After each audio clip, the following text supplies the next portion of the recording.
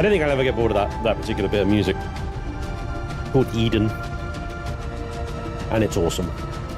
Welcome along, everybody. Hope you're having a fantastic day. Thank you so much for coming along. Happy chilling and building day. We're back. We are back.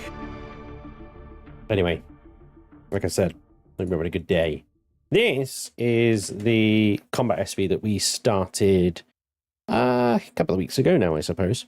Been sat here in my creative mode, unfinished, untested, indeed.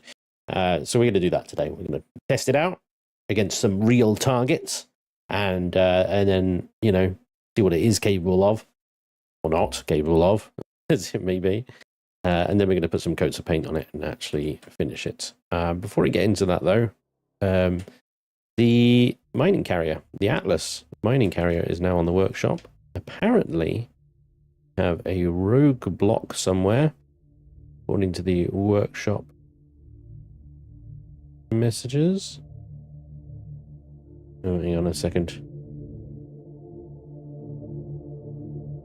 We just had that one. Let's not have it again.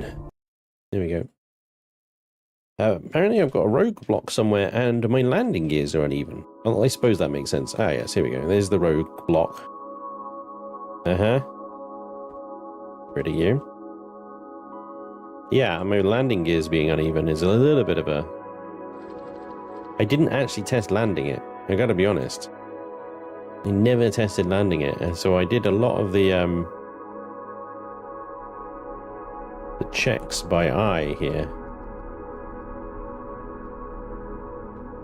Let me just do this a second.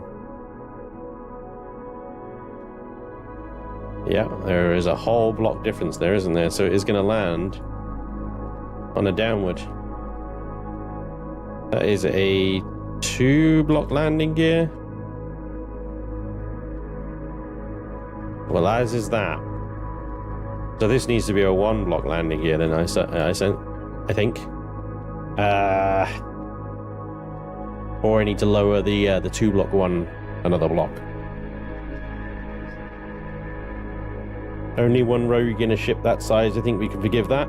Grudgingly. Thanks, Kiki. Ah, thanks, Trigger, yeah. You guys know it more than I do. There are heavy landing gear blocks somewhere.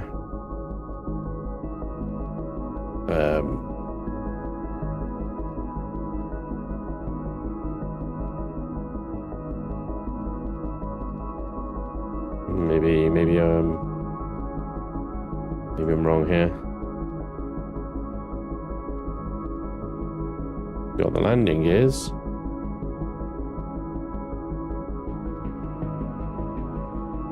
Oh. Have they been taken away?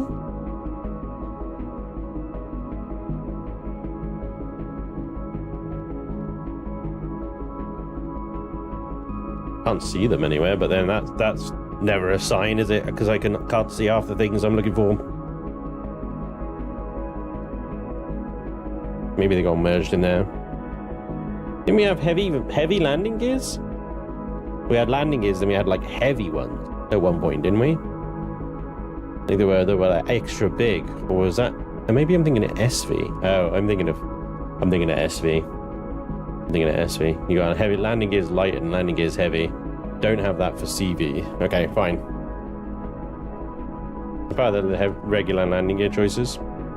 So what we got in there at the moment? We got, oh yeah, they are. Look, yeah. So is that what we got? No, I think what is in there at the moment is the heavy.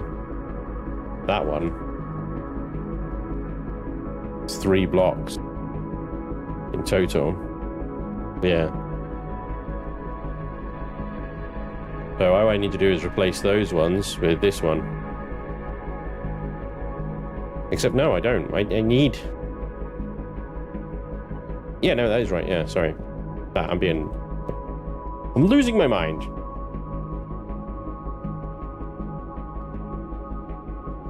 So we'll fix this quickly, and then we'll get on with the SV.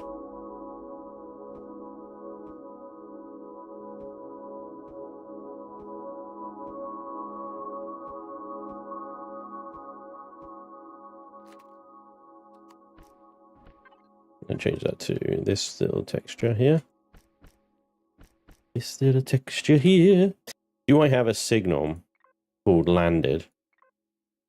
No, I don't. Okay, that's fine then. I didn't think I did. I didn't think I had any signals running off these landing gears, so it doesn't really matter where they are, if you know what I mean. Like, I don't need to put them in a group or something. Right. That should be it, I think.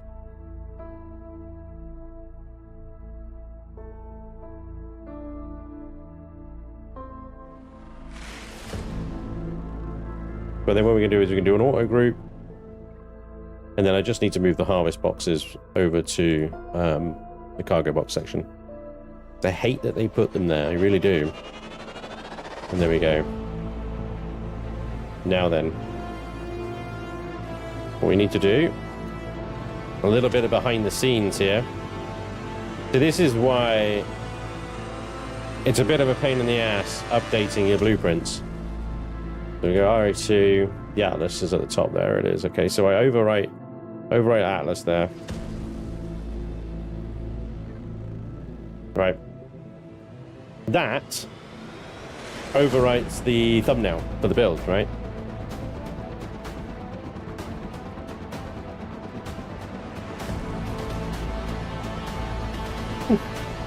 So what I gotta do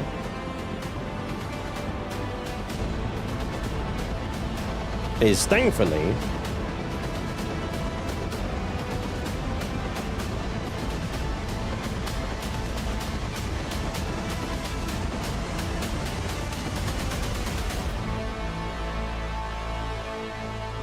I shared the thumbnail that I created for the Atlas here.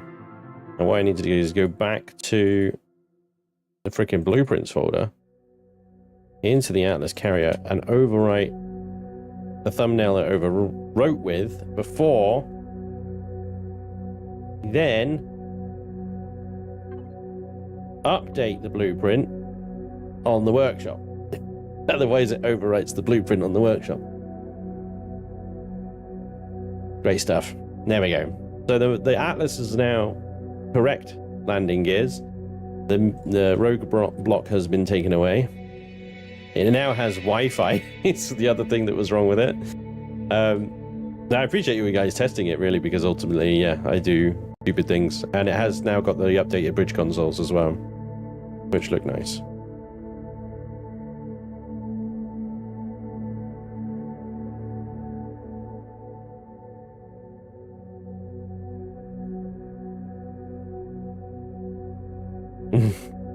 Draken. All CV landing gears are the same group along with a few newer extra large additions. Sweet. Thank you, Vermilion. Also, hey, Vermilion! Spanj, you should do one last episode and have a Spanj Co. PvP space battle. Yeah, nice. So, yeah. The Atlas mining carrier. Available now. Thank you, Michael. I see you.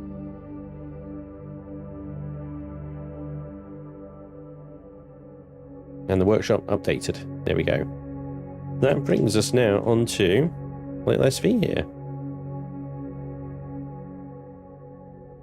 I can't remember whether I blueprinted it or not, to be honest. Let's have a little look-see. In RA2 and 417 Combat SV. That's the one. Okay. The next test that we need to do is get it blown up. Built only to never use. Misk Freelancer Empyrion edition. Yeah. Oh, sure. He spent how many episodes building the station? Let's see how many seconds it takes for chat to blow it up. And if the server can handle it. Yeah. It'd have to be a different server. I'd have to spin up a server specifically for it, because I don't think you can just change playfields to PvP once they've been written. You know what I mean? Maybe we can. Maybe it's something that EAH can do, but once a playfield has been generated, it is generated as PvE or PvP or whatever. I loathe to go into the config files and start mucking about with things, because that's how you break save games. That is how they just break. So yeah.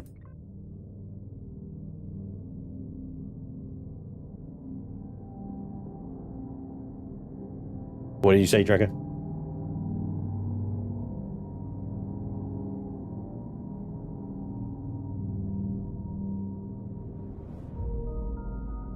Oh, he did also forget something as well. Leave you to work that out. Why would you do that?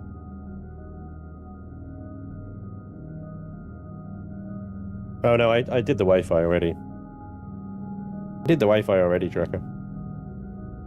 I fixed that before.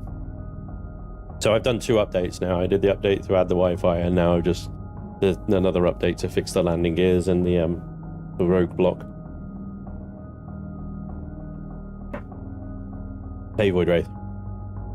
Splendiferous salutations. Very fancy. Very fancy. Alright. And so this is where I came to get all the screenshots and stuff of the Atlas with its companion vessels. Doing some ice mining. I did some testing in here as well. I couldn't get these excavator turrets working though. I don't know what it was, they just weren't doing anything. But, oh well. Let's find some trouble. Where are we? Neutral space. Ain't gonna cut it, is it? Go over here. Tooth. So one of the things with Empyrion, binding. I actually forgot the ship's log. Hey, Archon, what's up, dude? We're fun to see maybe give specs so you don't turn up in giant cruisers. Yeah. Well, that's it. Yeah. With a lot of PvP ships, they are just basically fugly ass boxes, you know. Okay, we got some. No, we got nothing here. We got absolutely nothing here. We want some combat sites, ideally. That was the way we definitely have something interesting. Hey, Ghost Dragon.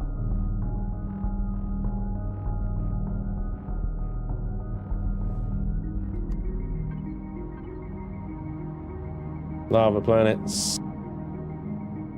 Lots of lava planets. If something like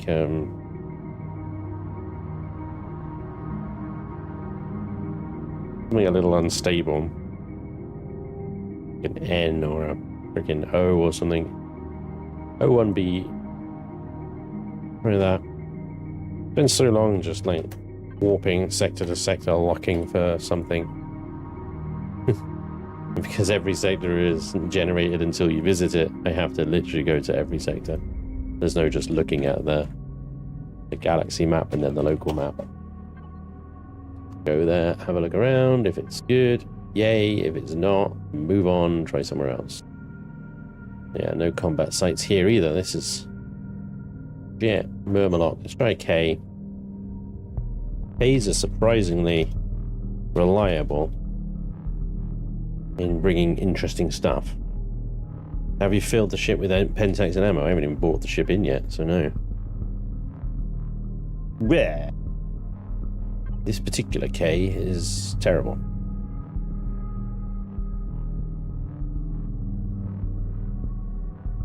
K6 Sharafa.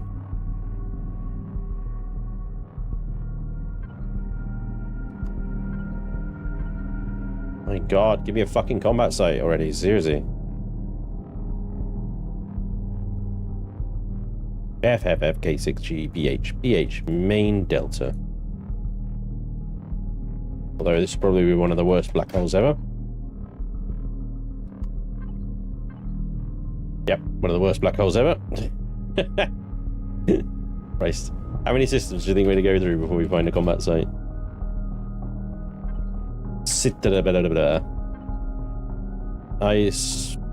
Just loads of mining sites. I didn't realize Xerax space was so chill, you know? Maybe we need to go... The thing is, like, neutral space combat sites are probably all just, like, bandits, you know? combat site is meta streamer versus gamer. M's case. I could try the K6, I suppose.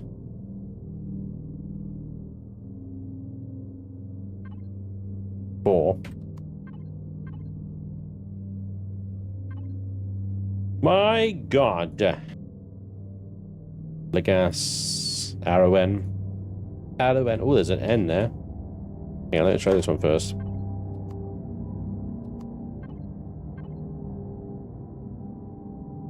Nope. Christ. Hello.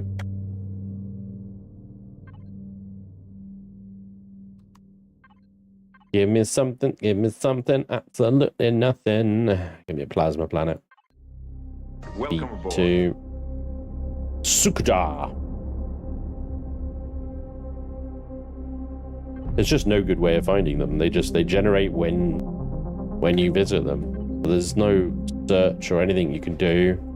The only way to do it is to go system to system, looking for what you're looking for.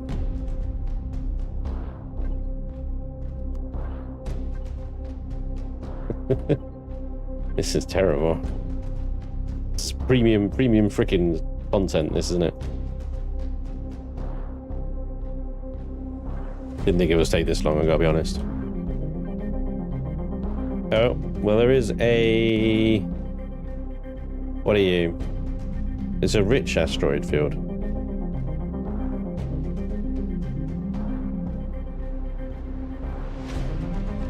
Maybe there's Avigon. Maybe there's something there. Let's try. Can't find a combat site, then maybe we just try an orbit and see what's there.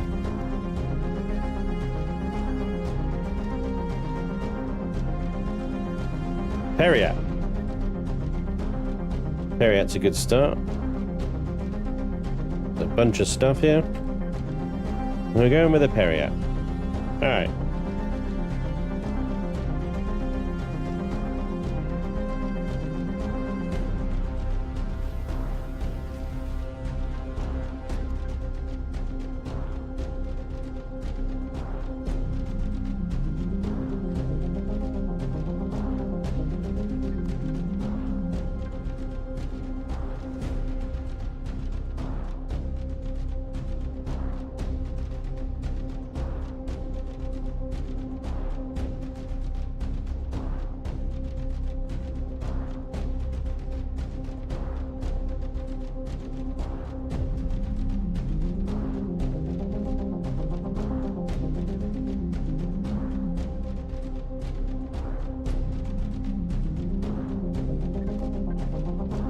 So we need 425s, 200s, and sledgehammers.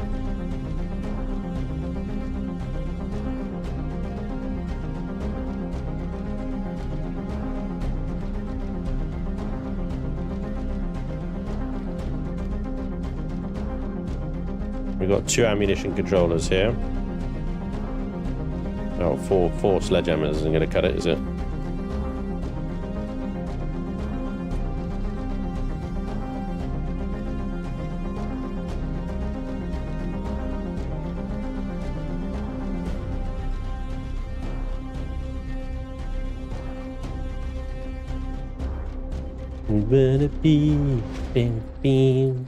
Sledgehammer. Alright, so we've got a box of sledgehammers and some players. That'll do. And then the other one. Oh boy.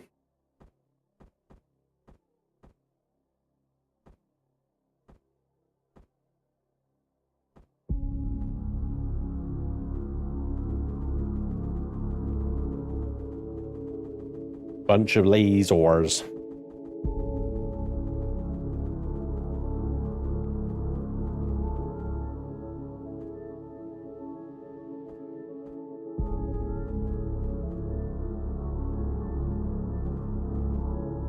That'll do.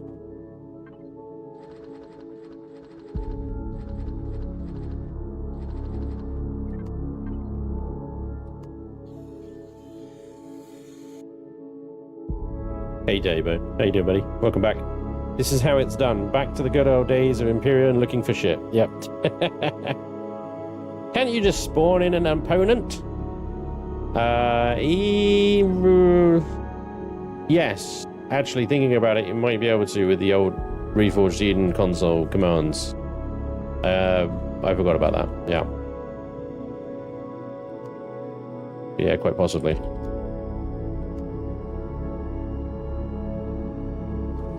We'll give it a reload.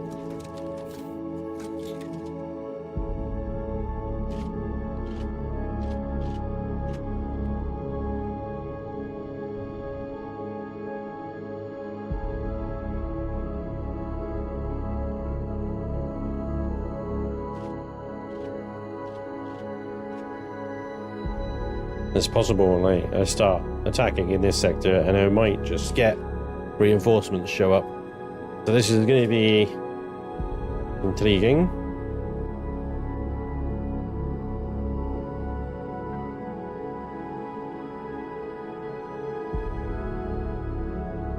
There's 3 patrol vessels going around here. There's an Emirate out there as well. That's interesting. Periat, an Emirate, and something. Mines. Oh, 2 Emirates. Brilliant! This is gonna go well. Holy crap, here we go.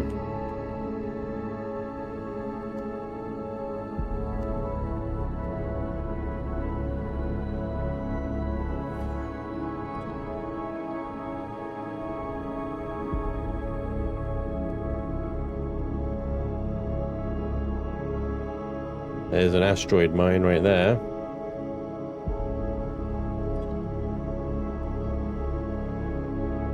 Oh, it's a Sunit in an Emirate, right.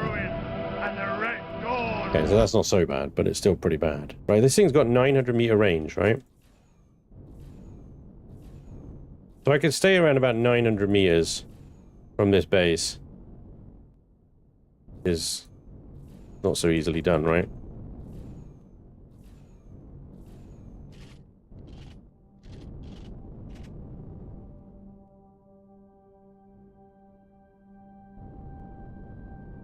Come on. Damn heavyweight weapons take a long time to reload.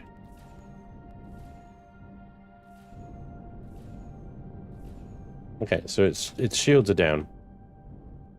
And then where are those weapon fires coming from? Around about there-ish.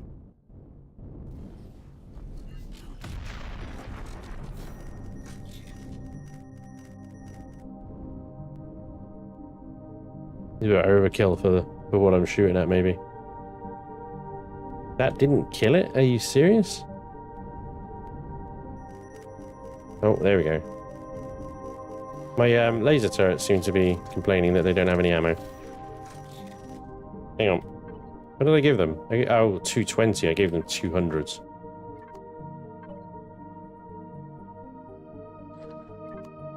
Oops. 200s. Trash. I think I'm out of God mode. There you go. Alright, so that's not shooting at me anymore, is it? Easily dealt with.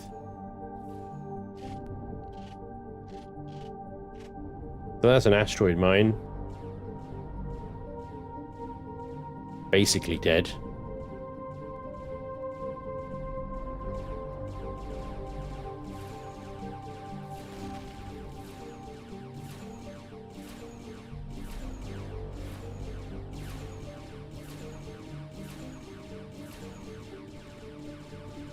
Hello.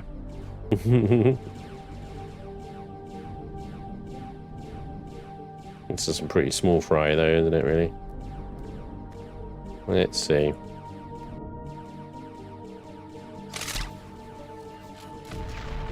Make a bit of a hole.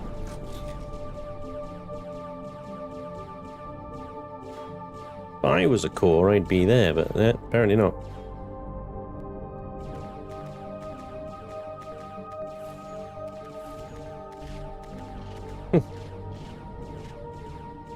Vermilion's hidden it somewhere. I'd have to go in on foot. Unless it's like in the bum here, but there's a door there, so I don't think so. Right, what's shooting at me? Naval shipyard. Defense satellite, something. They're all coming though. This is the whole sort of general idea. We got the Periat down there. I think a Periat is stuck on a defense satellite, which is interesting. It gives us an opportunity. We got a 900-meter range. That. Oh, so the station's still got range. That's fine. Whatever. We're gonna get 900 meters of this Periat in order to open fire on it. Start dealing with its shields, right? So again, we try and stay at range, I guess, and use our maneuverability to do something. And I don't know.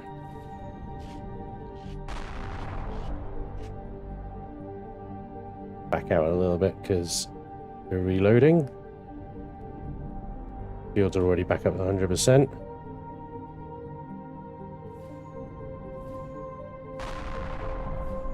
But these 900-meter lasers, we've only got 2 of them, unfortunately.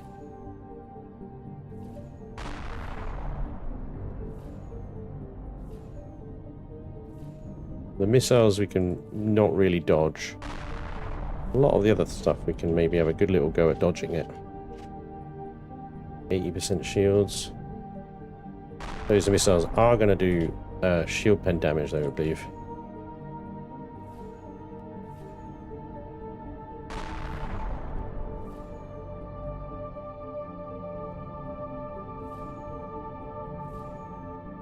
Generator's just peaking a little bit there.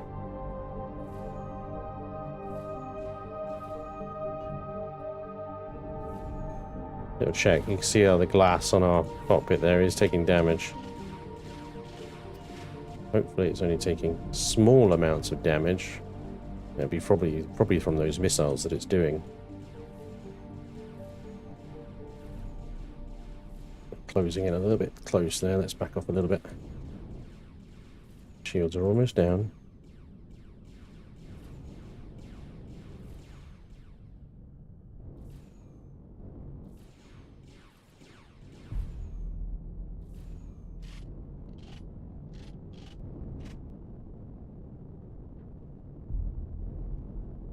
Come on. Okay, Periat shields are down. Start putting some freaking holes into this thing.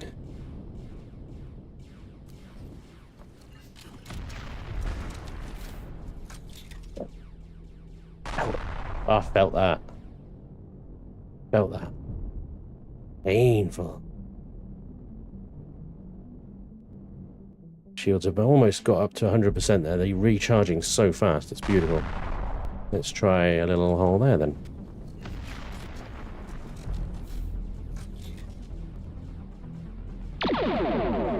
It is, isn't it? Like a freaking photon torpedo. Here we go, waiting for the reload. And just poke it right in the freaking hole where I just poked it. Let's just rub salt in the wound. Well, that definitely went a core. I heard it. The only problem with this approach is the complete lack of loot we're going to get out of this thing. It's going to be just full of freaking holes. And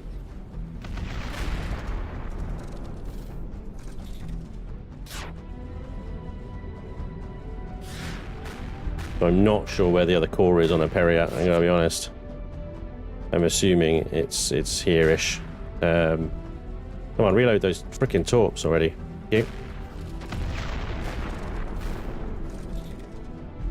I gotta back off a little bit, get some shields. I'm rotating my hull and maneuvering a little bit wildly at the moment because I want the damage that is going through the shields to be spread out a little bit more than it is. The shields are almost, yeah, shields are back at 100% already. That recharge is absolutely beautiful. It is insane. The Periat hasn't even started recharging its shields yet. I don't actually know if its shield generator is still intact, to be honest.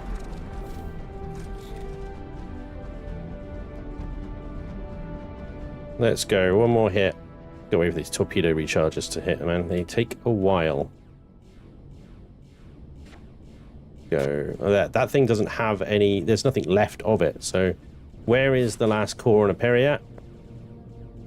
I don't know. Well, let's see if we can do some exploratory surgery, so, shall we?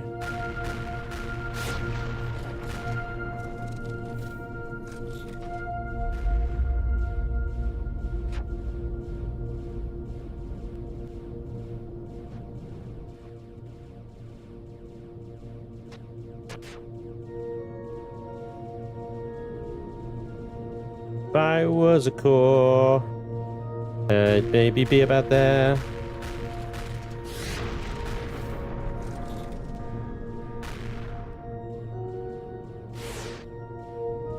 Trying to get, like, the view inside has gone to shit. Alright. Right down the throat.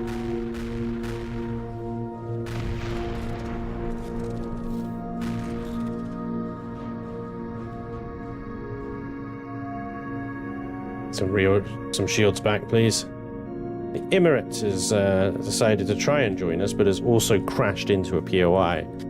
So, yeah. The other core is below the rear bridge. Oh, it's in the back door, is it? Okay, right. Okay, this is why it's taking so long. It does help knowing your enemy, I tell you, when it comes to this. Otherwise, like with the old Periat here, it just ends up as a wicked Swiss cheese.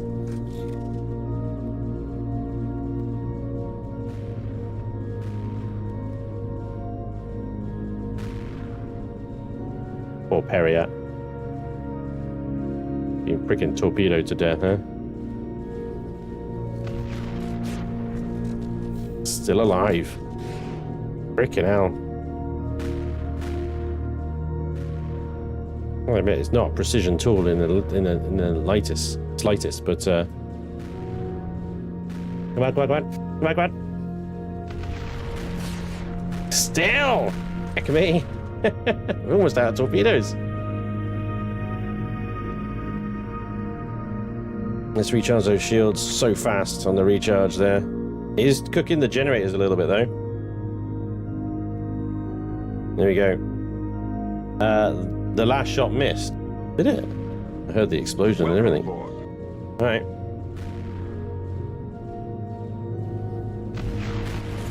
Oh. Not a smooth exit from that strafing run there. Did not have a good clear exit path. So we what? Two more shots and I'm out of ammo?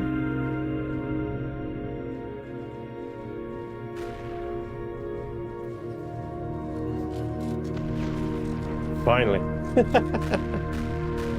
There you go. The Periat has got one core in the middle front and one core at the back pass area. And after all of that, we actually do still have... Oh, hang on. Jetpack. A lot of goodies. They get all that. So these guys have got 10 minutes on their D-spot. Bitch, please. I think the station got me. They got 10 minutes on their containers, I suppose, from the moment like of where they got killed. I guess this is going to hurt, isn't it? Okay, fine. I think I've got a clone chamber in my ship. So it's fine. Defense satellite's still low. I know. I just didn't think it could shoot me through the ship. But obviously there's a hole in a very particular position where it's just like, yeah, I can get you. Right. Excuse me while I am just... Do you mind? Thank you. Do you mind just effing...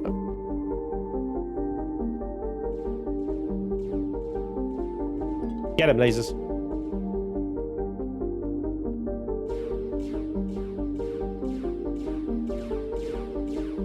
Yeah. Oh, yeah. So, yeah. Lots of goodies. 8 minutes. I suppose this side of the ship was the first to die, and that's got 7 minutes left in it. So, okay. Okay, we blew up a lot of the stuff. We blew up a lot of the bits and the giblets and whatnot inside the ship. There's still some good stuff on it though, you know? There's some salvageable components. A little bit of good stuff, right? Alright. So we can take a Periat without breaking a sweat. Good. Just repair the glass here. You can actually see through it. Looks like... Oh, look, we did actually lose a block. The shields never went down once, but we did lose a block. That has therefore removed airtightness in the ship. So in this particular instance, we'd probably be better off going in the top cockpit there. Right, let's get a bunch more sledgehammer torpedoes in now. I'm out of God mode, F4 that shit, and then go to that and go many of those in there as possible. There we go, lovely.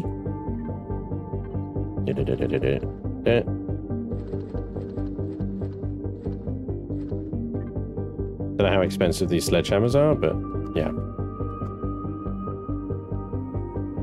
Went through a lot, but we went through a lot because I didn't know what the hell I was shooting at. Look at the rippling here.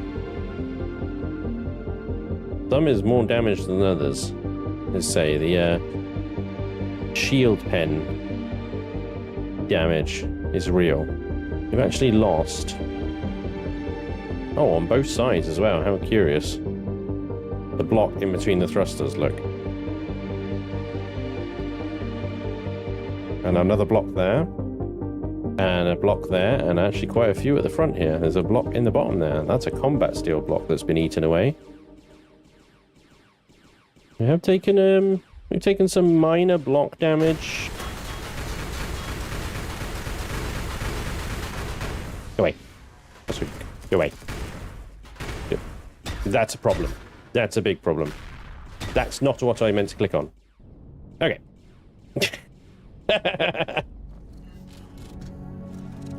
What are you? What are you? The Sunnit?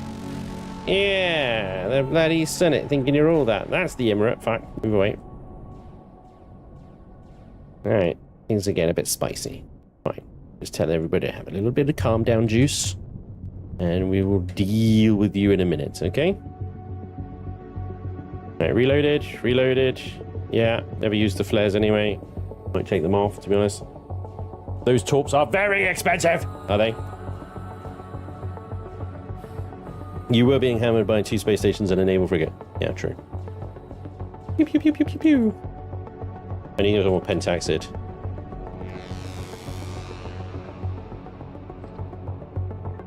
That's not what I meant to do. Am I in God mode again? Seriously? Okay, fine. Just, Give me some time, please. Okay.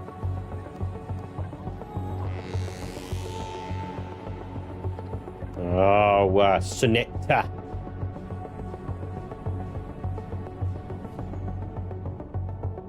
Alright, fine.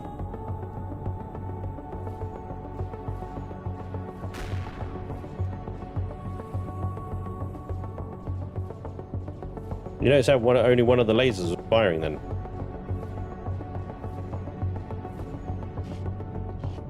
I think that might be because of the rotation or the strafing of the ship and where the laser is positioned. It ends up colliding. Yeah, see, look. Ends up colliding with the ship, and so it just cancels it out. Yeah, so one laser firing in there in certain positions. That is interesting. That might be something I can maybe address by repositioning the lasers to somewhere else. Get my laser turrets to help me here. Come on, reload.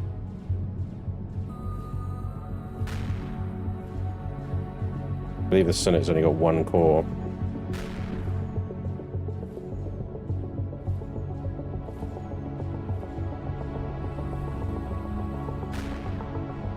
About to have no cores.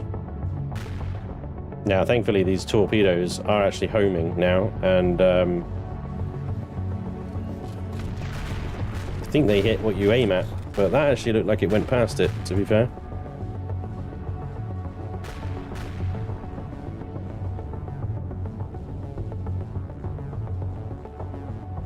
Taking lots of shield damage here, waiting for these torpedoes to reload, but we are going for a kill shot. Ow!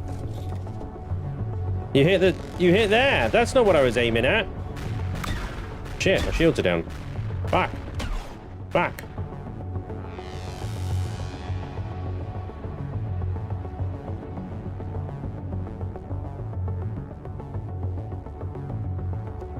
I'll reach. I may have lost. The old headlights survived though. Fair play. So the torpedoes have their own engines, but I think they still consider the momentum of the ship, or they factor that in, perhaps to some extent. Because yeah, they did not hit where I was aiming at. They took ages to get there, and therefore they hit the rear of the ship because the ship was moving away from the torpedoes.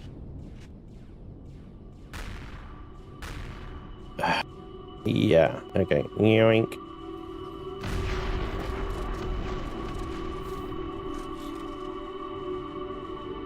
Still missed. But there's definitely an art to these things, isn't there?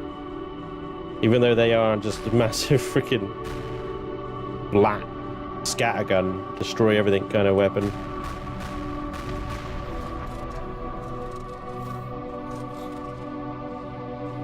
Well, the ship is definitely cut into two now. Because the ship is moving forward, I've got to aim ahead of it. I've got to really get flying in straight lines.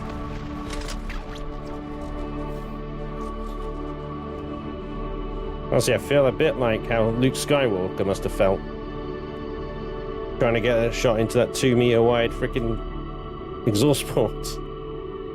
Say that there was some there was some collateral damage in my aiming. I could fit my entire SV through the hole that I made.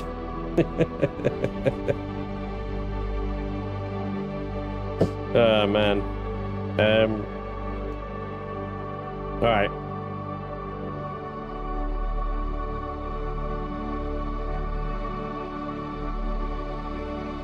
Got it. Yep. We win. Maybe. Plasma cannon. We have lost some blocks. There's definitely a fair... Look at all of Vermilion's little corner ramp blocks are being deleted. Why those ones in particular, I don't know. But yeah. All right. Oh my gosh. So many like little blocks missing here and there. Obviously the steel ones are only steel. So, you know, they're going to go walkies first, I guess. Carbon blocks on the side wings here are, well, you know, carbon, so... Okay. How many torpedoes have we got left? 24 torpedoes. Let's top that up. We've got an Emirate to kill in a half-dead SV. But this is how we find out what it's really capable of, right? Am I in God mode? No, I'm not. Okay, good. This is how we science this shit. Maximum torpedo ammo. Again. Oh, yeah, fine, why not? What have we got now? Did the Emirate make it off of its... Oh, yes, it did. Oh, shit. That's... See, if the Emirate was still stuck on its space station, maybe this would be an okay fight. But it's not. It's free, and it's out. It's in the world. They have a cave troll. They do.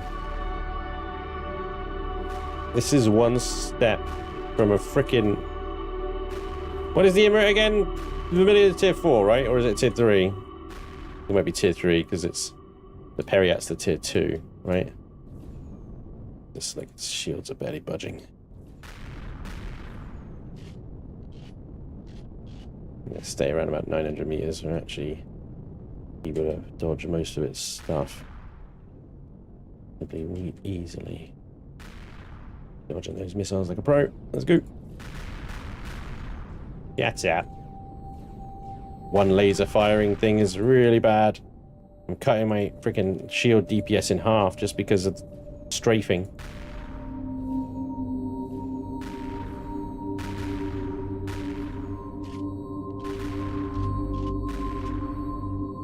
He's got himself stuck on the sunnet now. Spinny, spinny shit.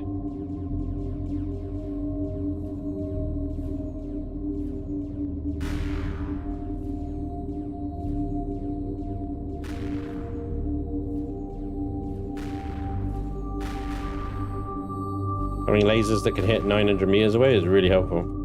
Even my shields are at 100% like.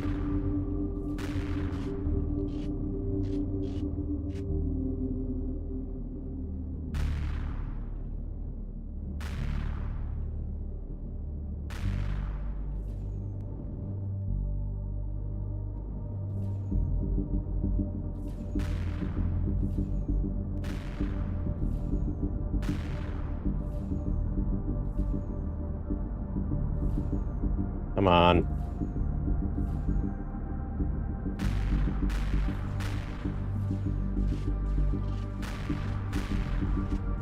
Oh, God.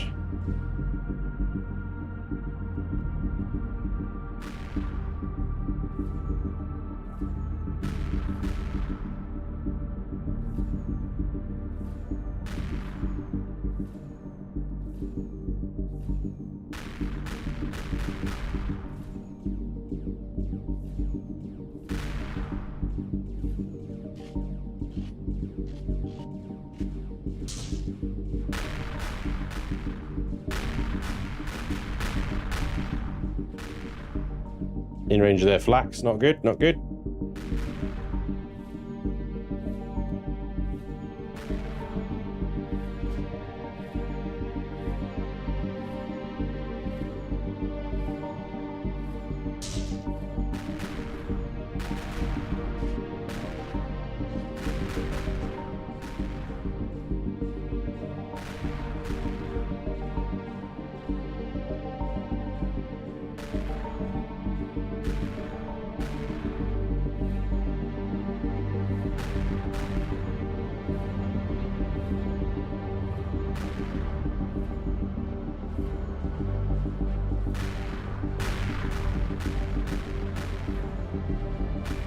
You notice the difference in my shields when I get within like 700 meters.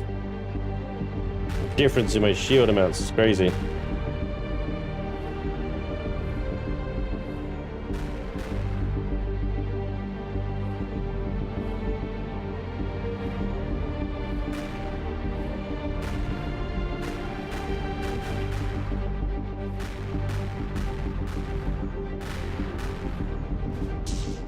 Shields are down. Mine are nearly down there. Gotta break off a little bit. Just for a moment, get them back up again.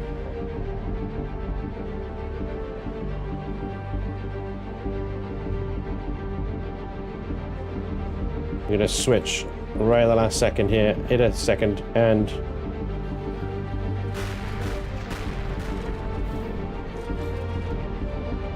I dropped our shields 30%.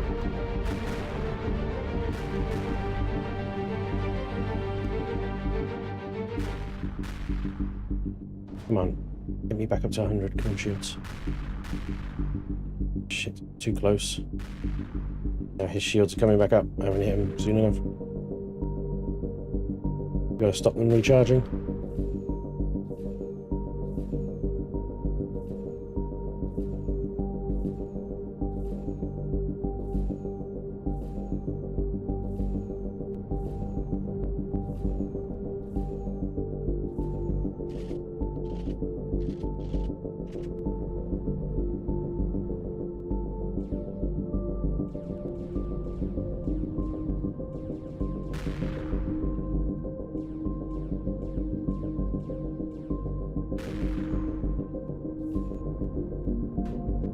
Shit. Well, that's definitely a turning for the books. Whoa, shit. I lost my freaking cockpit through the front window. Wow. That's it. That's it. She's cooked. Even at full reverse, I didn't get out of trouble fast enough. Oh, brutal. You know what, though? Hang on.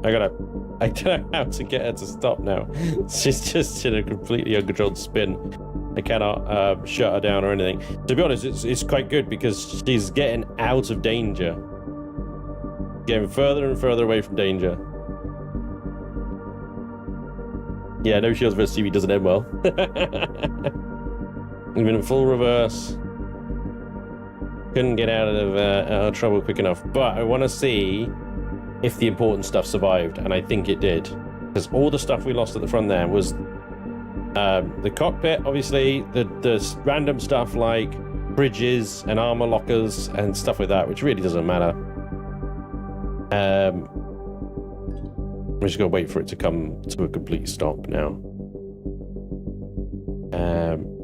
And then the reason the ship lost power is because the core got taken out. Now this Emirate, in theory, this Emirate is coming, right? He is coming because we went out of Emirate, we went out of render zone distance, so the Sunnit de-rendered, so he's no longer stuck on the Sunnit. There we go, we can get out now. I have a secondary cockpit, but what I might have to do is think about how I can maybe get into that from inside. But let's chuck myself into God mode here. Now, the core was right at the front of this cluster of things. That, I think, is a quantum which only just survived, which is, to be fair, a little bit expensive. But the important thing that didn't die is this pupper here. Because we reversed. We didn't turn around. If we turned around, we would have been absolutely... We would have gone nuclear. Big explosion, no ship left, right? Because we reversed, the armor did its damage, the core placement did its job. And looks like we got away with 2 of the 4 quantums intact. That may be... I may be able to improve that. Now, in theory, if I move back away, out of the way here, the ship shouldn't get targeted by the incoming angry Emirate.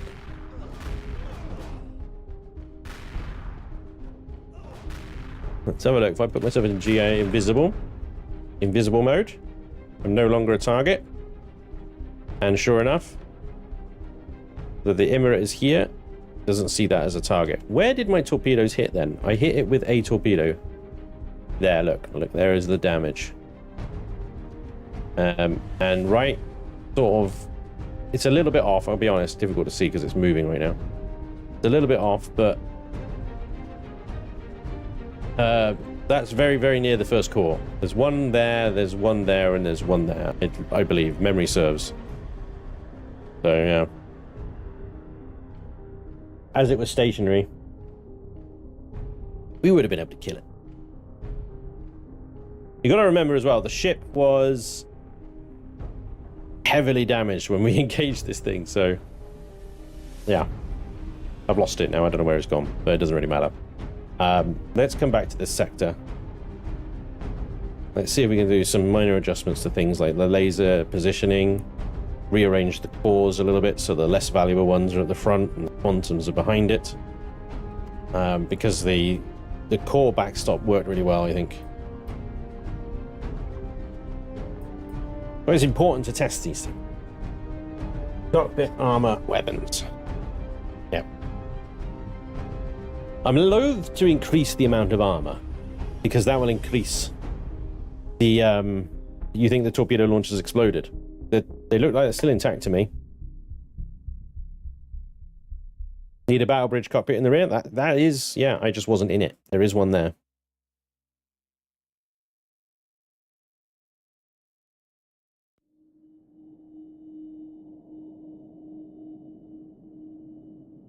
Okay.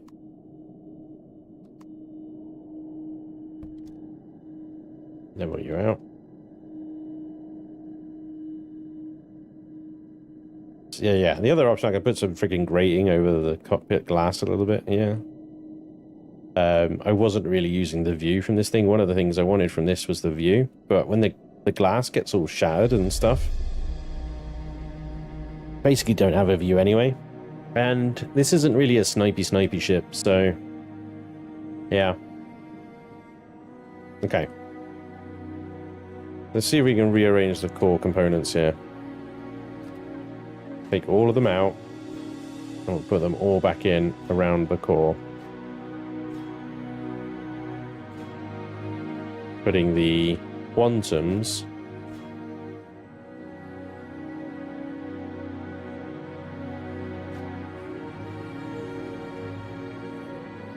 in last, or in the back here, yeah.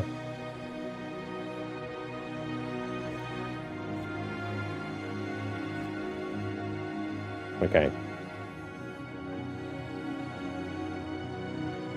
The basic, improved, advanced, superior, quantums. So the basics should be at the beginning, at the front here. Doesn't really matter if we lose those ones, does it?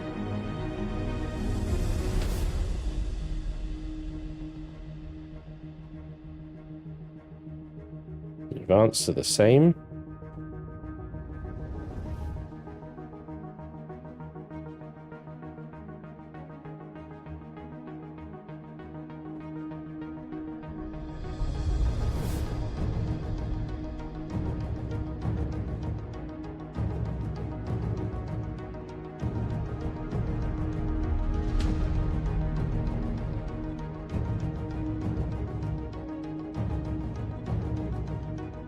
Okay. That I think is a better core makeup, and that will mean that theory should keep all the quantums intact when the core has gone down. And just to make sure there's a few more hit points here to absorb stuff. Combat steel. Okay.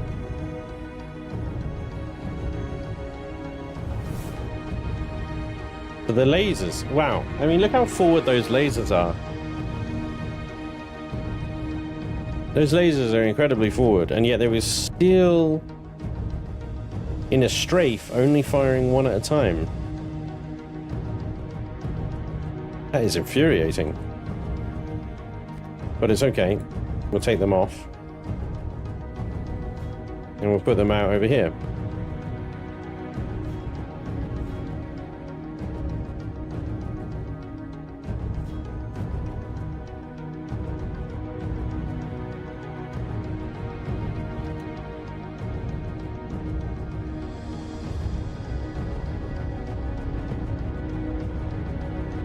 And with that extra bit of space, they should definitely not collide with the side of the ship during a full strafe, and therefore should survive. That extra bit of combat steel in there and there.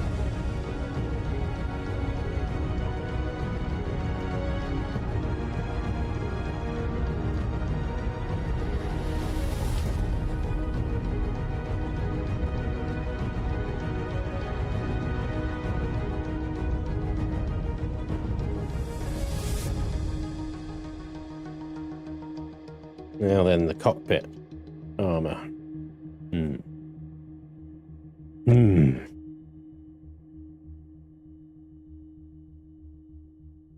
Didn't lose much until it all went to heck, yeah. This is usually the way with SVs, everything's fine until it's not, you know? And then it all just goes up in one big poof. There's your problem. Be in the back and put a little sign up front that says chair stream. All attention will be there, leaving you alone in the back. Good idea, Kiki. I would honestly fill that nose with armor and move the cockpit back some more. You're almost always flying around in third person anyways, unless you're trying to snipe. Yep. Add one layer of armor in front of the core. Yeah, I mean, the thick glass here isn't bad. 2,000 hit points. Bearing in mind this combat steel block here, although it's a half block, it's 2,400. It's not bad. A full combat steel block, I think, is 3,000. It's not like these glass things have no armor. They are pretty tough. What they are.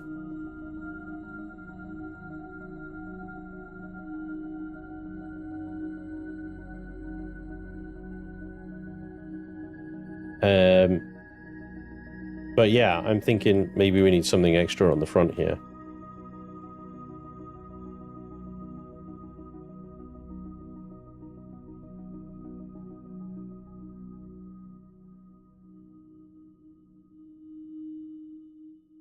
to think right now.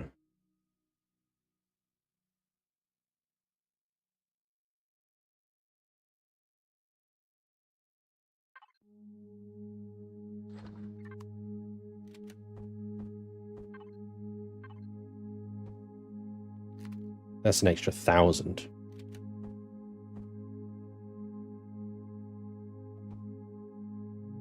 So that is now the equivalent of a combat steel. But that limits our visibility significantly. What is the hit points of armored glass? Problem is with like armored, just regular armored glass here, right?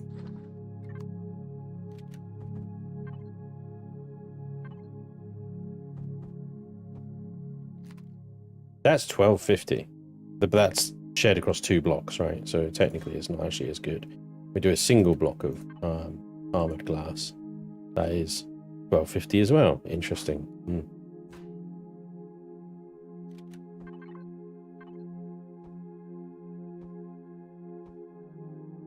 The only problem with that stuff is that when that also cracks, it's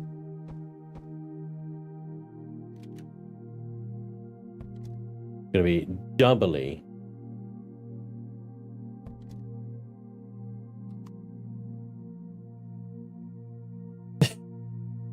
yeah, I was wondering what that little yellow line was. It was cut across my screen. Is the freaking what? It's the table behind it. I might just take this out. I'm not sure why. Well, I don't know. It's kind of useful to have one because it's a console. But yeah, that's maybe. It's useful in exploration missions, and this thing's got a warp drive, so it could be an exploration ship. You could quite easily downgrade it to, you know, a Core 9 or something, and hit it with some light weapons, and it would be quite happy as a little exploration craft. It really would be. I'll put this tiny little table here with its tiny little keyboard. Look at this tiny little keyboard. Tiny little quick keyboard. You have to use it with a toothpick. Press the buttons.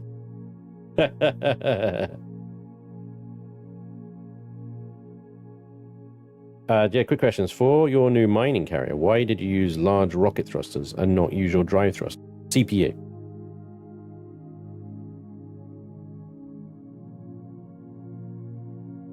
Move the seat back and add another layer of windows. Change the antenna for small GATs as dummy targets. Do we have the CPU for that? Small GATs are 1,000 each, I believe. So yeah, we can actually have 2 of them. Light GATs, 1,000. Yeah, it's a good idea. Good idea. Dummy targets always a good idea. Little fakers.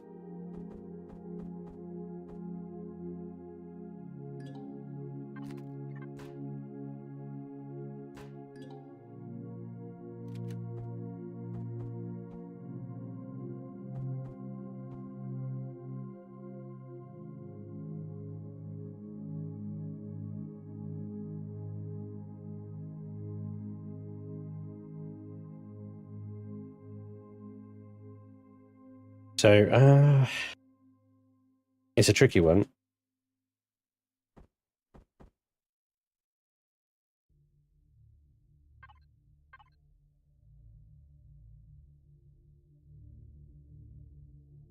Yeah, because that's the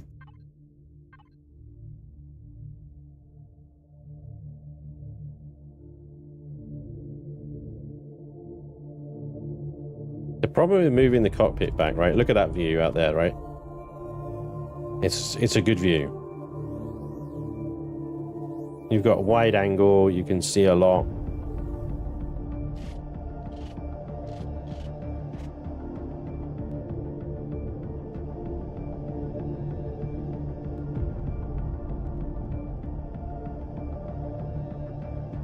And close enough to something, and then the headlights kick in.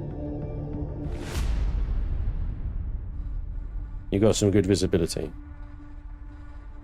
They're around about 150 meters. Not the best, is it? But you've got a light on your side, suddenly it becomes a lot easier, even at a distance. Let's see, we're at full strafe.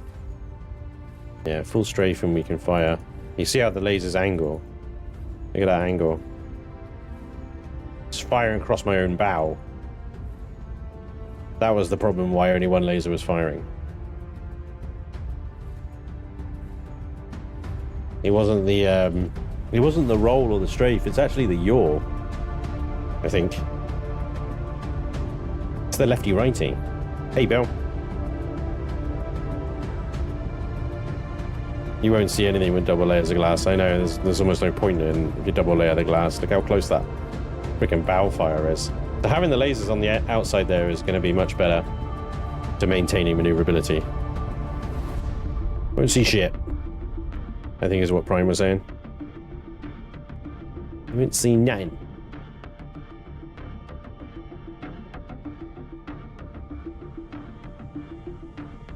So given that it took on a Periat, a Sunit, and a Periat much longer than it needed to as well, and an Emirate, and I only repaired the glass once as well. I wonder if just having this heavy glass in the front may be enough to keep it alive. The only problem with that heavy glass in the front is it now looks like a piece of shit. It's awful. It's so bad. It's hideous. This cockpit on the top as well is the lightest armored cockpit. So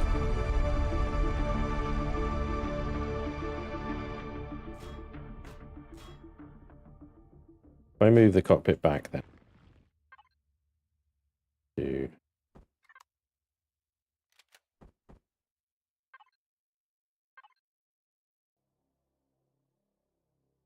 was there, so we move it back one block.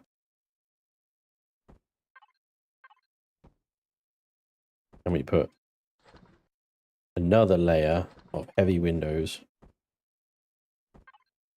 there.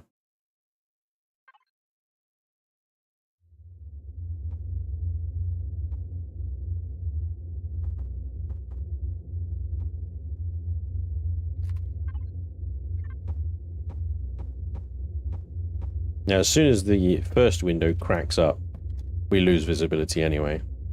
But how more narrower that is, just by moving the cockpit back one block, we have a much more narrower field of vision.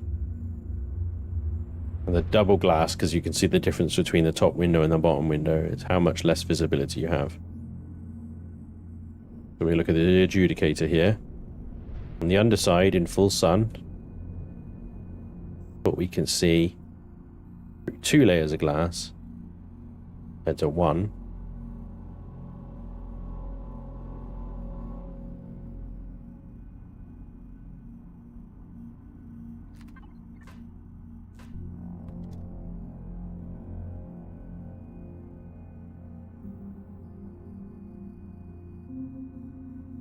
It actually makes quite a big difference. But as you guys pointed out, I spend most of the time in third person anyway.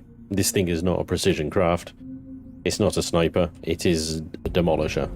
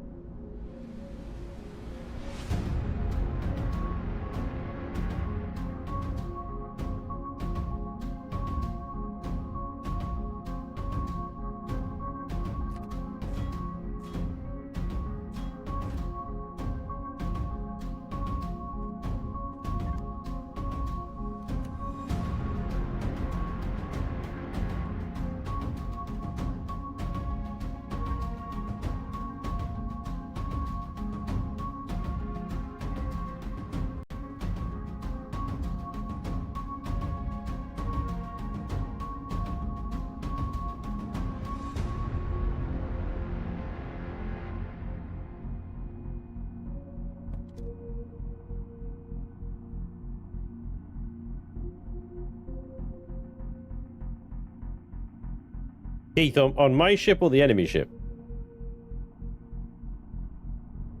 Because on my ship, it's when everything started exploding. It's quite easy to tell. On the enemy ship, well, the little percentage number disappears. You can put a few spare seats in it and call it a Core 17 school bus fighter.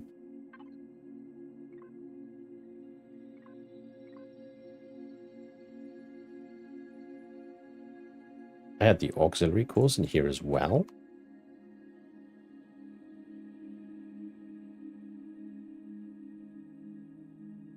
Holy shit. Oh yeah, they're all the way back there, aren't they?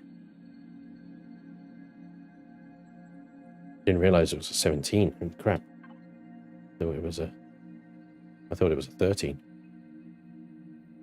Shit. Yeah, you don't want to lose this sucker, and you don't want to lose anything behind that heavy glass there, do you? So, yeah, having the core up front there is a good call. It's a fun machine, though. Definitely a giggle.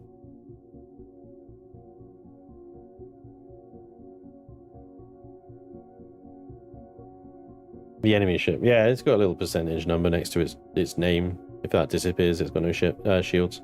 Arguably, the AUX CPU cores are harder to replace than the Quantums. Yeah, that's why they're even further back. Shutter windows are not shutter doors.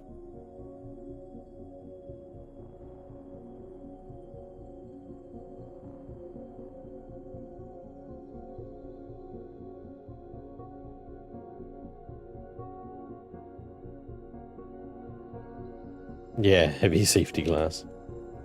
It's just, I really like the view from before. It's always my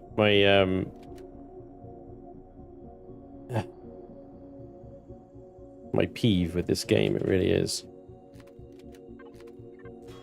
and it's not exclusive to Reforged. It's always been a thing where it's like I have to sacrifice visuals. I always have to sacrifice visuals for practicality. It always happens. There's no way around it.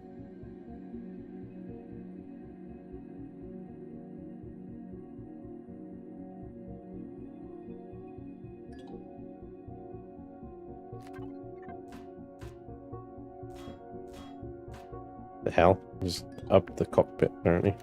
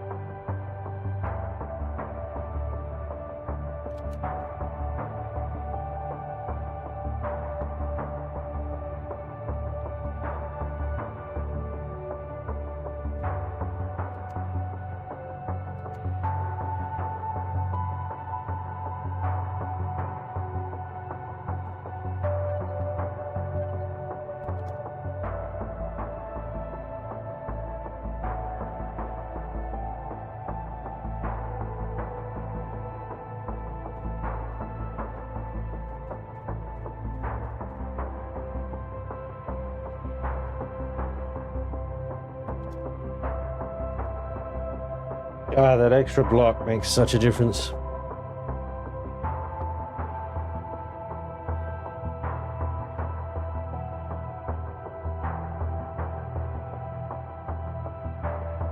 Yeah, true, Vodka, true.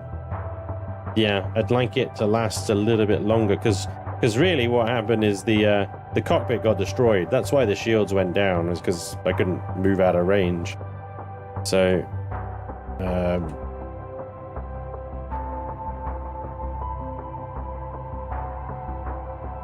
the other thing is maybe having a little like that is 1, 2, 3 blocks that I need to make a little line of sight thing through, and that's not really practical.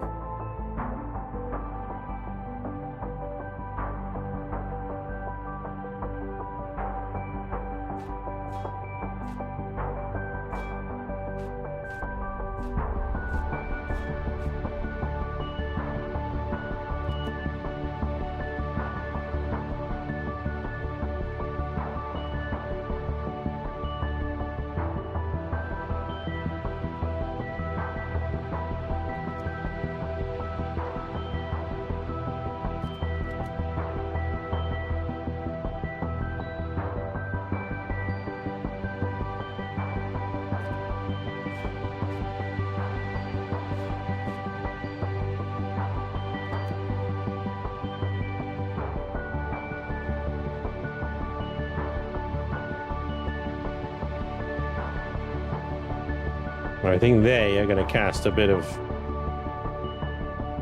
light. It's going to look funny.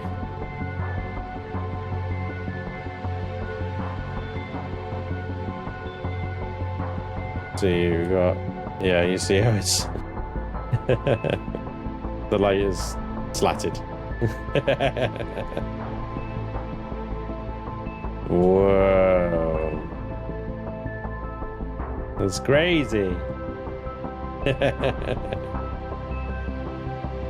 buddy.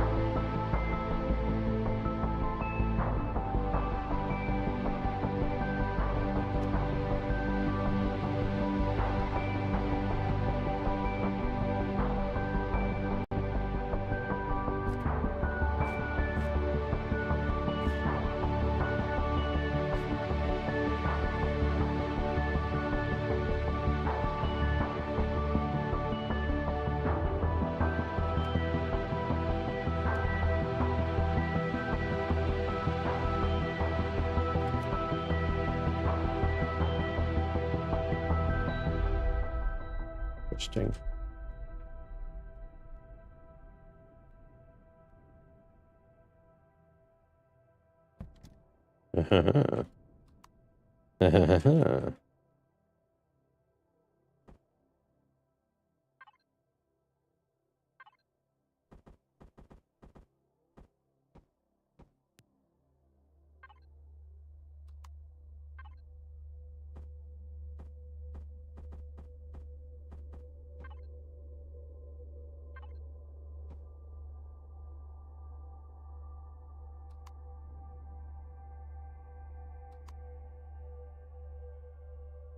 Look at that.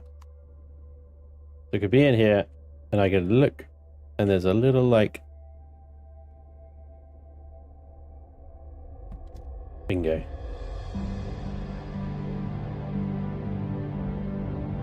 You can get to the bow cockpit from the front cockpit now. Hey, Panic. Yeah, yeah. I mean, this will go into the carrier, no problem. This will absolutely fit in there, no worries.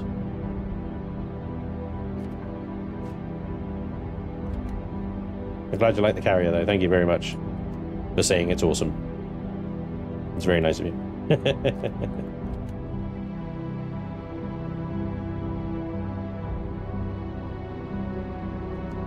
Yeah, that little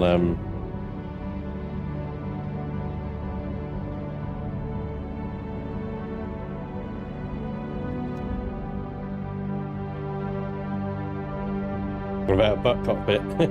Yeah, butt cockpit. There's already room in the butt for a cockpit. In the butt. What? In the butt. There's a few things back here that could be problematic. You know, radiation, yada, yada, yada, yada. So, yeah.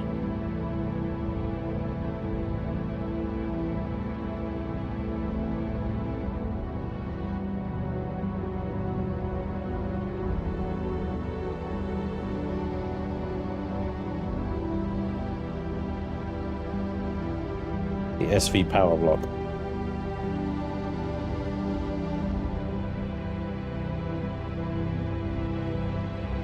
Okay. So we got the lasers adjusted. They're over there now. We got some extra decoy GATs. I've moved the cockpit back a block, to be fair.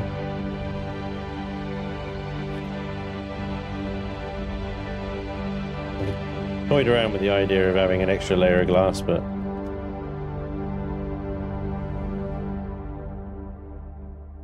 I like the view too much.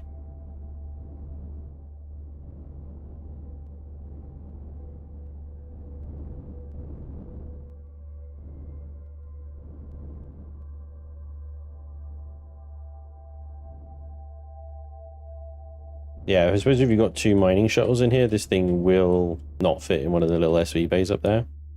But those things were measured with the rock hopper in mind, not this thing, which is much bigger. But yeah, fits in here, no problem.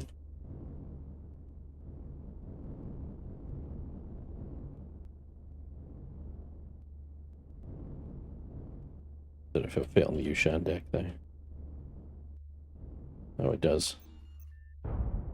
Fits right in the nook at the back as well. So you could either have an Ushan, which is big and heavy, wouldn't slow your carrier down, or you could have one of these, which arguably could do as much, if not more, damage.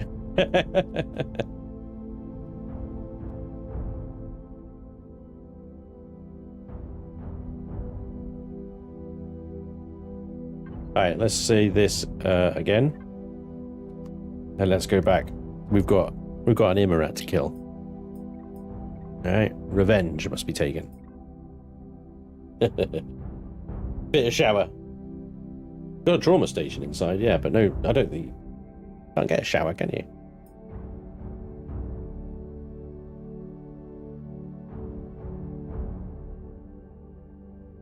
It's amazing, I'm working to build all three, the carrier, Ushan, and miner. Just need some SVs to match. Oh, nice, dude. Well, the Mercury and the Javelin are both color schemed appropriately. Where on earth am I? Okay, the Emirate's over there. The Sunnet's dead, but that would have despawned because we caught it. And the Periat would have despawned as well. Emirate. It doesn't seem to be moving, so let's move away. Severe test. This Spanj Lancer. It is a Lancer. It is a freaking jouster. Oh yeah. Let's do the usual. SBP, IM.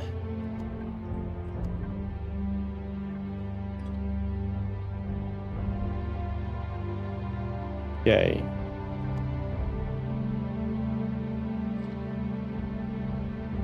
Sledge. I wish they stacked more, but whatever. 220s. I think it was 450s. 450. No, it wasn't 450. What was it? 425.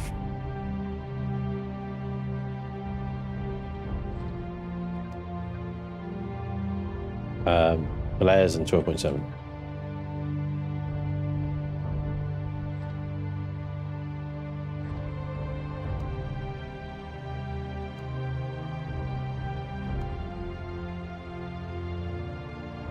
Oh god, we are running out of time.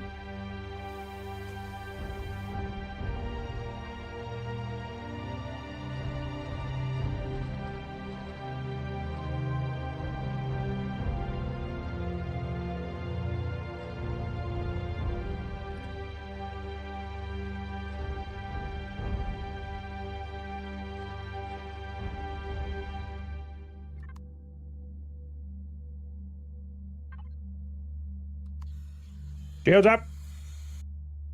This is not Dune. No, I can't stream Dune. It's not a streamer weekend. They're doing it in batches, guys. So, yeah, I don't have an open access to the Dune creator server. Well, I don't have open permission to stream it, at least, anyway. So the next streaming weekend for Dune is this coming weekend, the 9th, 10th, 11th, and 12th.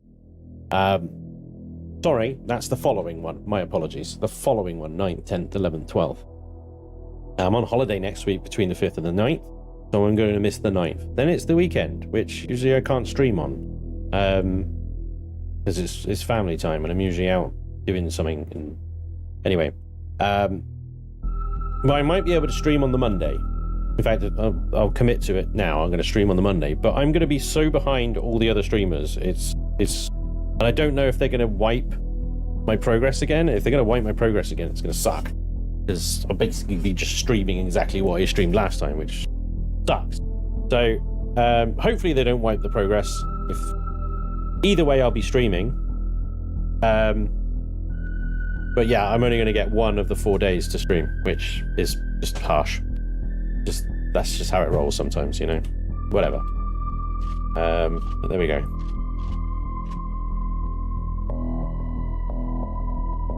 Hey Andre, hey yo Spanj, keep the good stuff coming, mate. Your content is really good, but main reason I watch is because you are legit, cool and very entertaining. Love your voice. Do an ASMR channel and your humor. Oh, thank you, Andre. That's too nice, dude. Thank you very much. You're amazing. Ah, feels. Got me in the feels.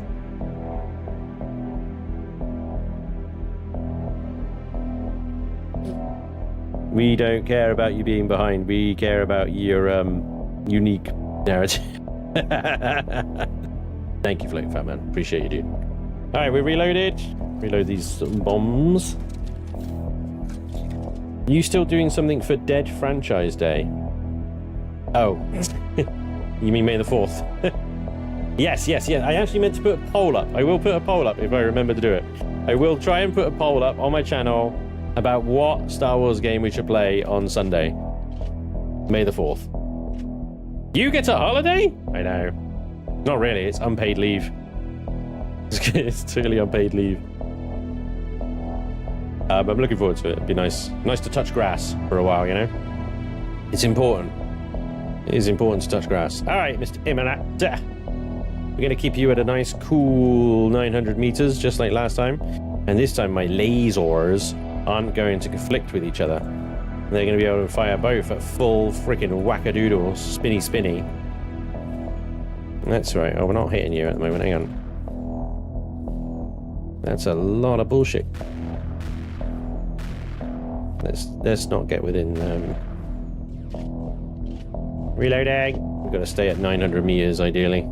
Then it doesn't hit us very much. But I gotta say, the old spinny technique is still very much king, isn't it? Much to Vermilion's dismay, I'm sure. Mind you, we're in an SV, so I don't think he cares. I'm getting too close here. Back up. Those shields still rocking 100%, you see? See, while we're reloading, we haven't got any smashed glass yet. That's good. I'm sorry if the nausea is kicking in, guys. I do try and mix it up. I do try and stop it every now and again. I'll just switch to like normal strafing or dodgy stuff. But the spinny is literally king. Every now and again, am I seeing only one laser fire every now and again? That was a lot of missiles that just hit me then, didn't it? Did you see that? I'll try and like dodge those missiles somehow, but no. Let's get back out. 800 meters. Whoa, that's a lot of lasers incoming from the drones there. The drones are on me.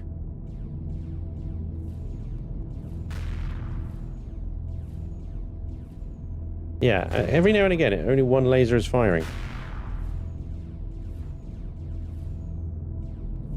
There we go, again. How about? There is absolutely no reason for that whatsoever. I don't understand it. The generators every now and again just slightly cooking a little bit too hot there.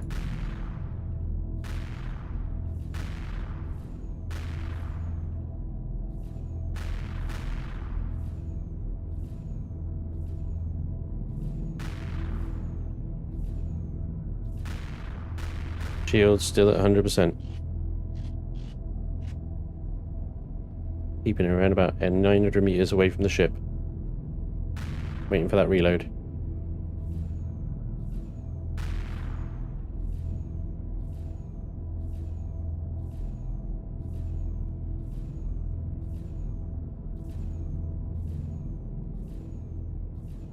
It's like every shot is 1%. But they're not hitting me. I don't think anyway, because the shields aren't moving. I'm not actually getting. Oh, there we go. They hit me with. Oh, I got too close. That's why. Got too close. And we're within the 800 meters, 900 meters. Suddenly, it all changes, doesn't it? You can really tell the difference between 800 and 500 meters. 10% shields. Too close. Yeah. Shields are down. The percentage number has disappeared. Alright, we get ourselves in a position directly above it. We're going to line up on that first core location. This is where we start taking enormous amounts of shield damage because we're not spinning anymore. It's also now decided it suddenly can move, which is going to complicate things a little bit. We're going to have to get much closer now. Bombs away. First hole has been made.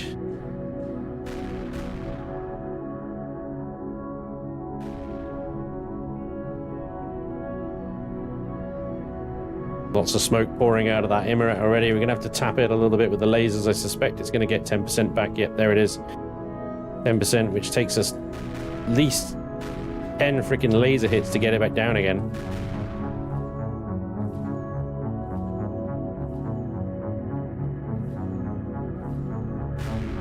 Shields are back down. The lasers are reloading, but I don't have time for them. I've got to get in and deliver number 2. I think I hit it on the other side of the ship. Well, it doesn't matter now. I've hit it once on both sides of the ship, so whichever one I get next, there'll be a hole there already. You still haven't got any cracked glass, thankfully.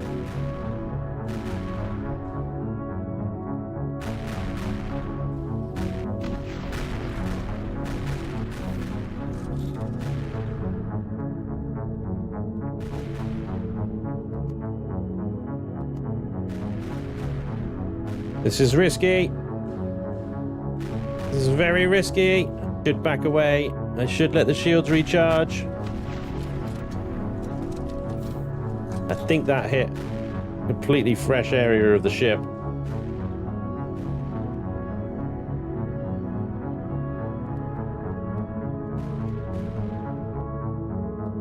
I'm getting lost.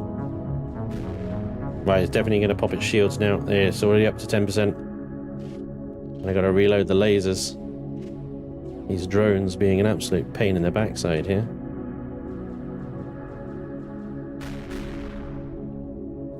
They got 15% more shields back up.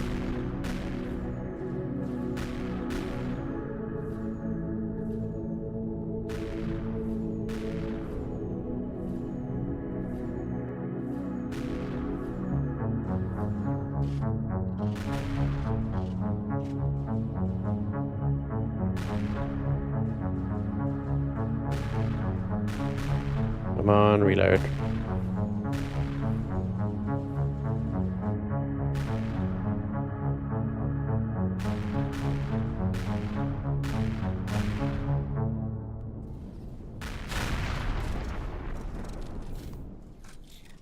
Still didn't hear a core pop. Damn it.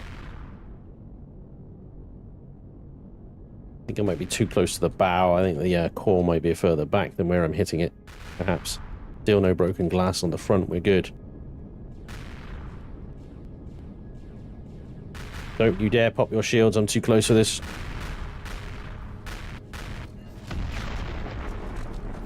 Come on, still nothing. We're going to run out of freaking torpedoes at this rate, I think.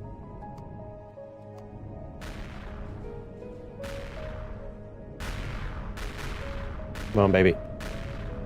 Oh, it hadn't reloaded. I hadn't reloaded. Shit. It was just slightly too early then. That's his shield's going to be up then. Just hit him, hit him, hit him. Give him a little tap. That'll reset his shield timer. Woof, woof, woof, woof. Things are getting a little spicy. Come on, shields. Give me another sort of 20%. Thank you. That's what I wanted. Give him a little tap on the lasers on the way in. Reset his shield timer. Load the torps. There's a core. Fuck you, sucker. Yeah, boy. Only 2 more to go. We need to get back in range quickly before its shields recharge again. 23 torpedoes left. Damn it. Just missed that first shot. Shields have come back up.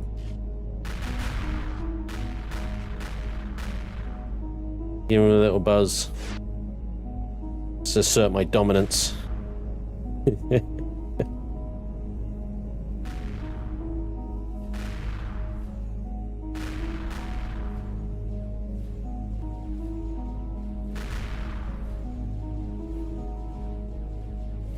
Right, so the next 2 cores are on his left and right wing. One of them is around about where those torpedoes are going to go. I think they just impacted off the surface there. Sensor detect a stress signal. Broadcast. The Emirate is calling for help. You absolute coward. Unbelievable. What are you, like a professional freaking military goddamn vessel or what? You absolute scumbag. Calling for help? What's that about? What's wrong? You can't take a pesky little SV all by yourself? I am not sure where that hit, to be honest. I was a bit squirrely on the way in.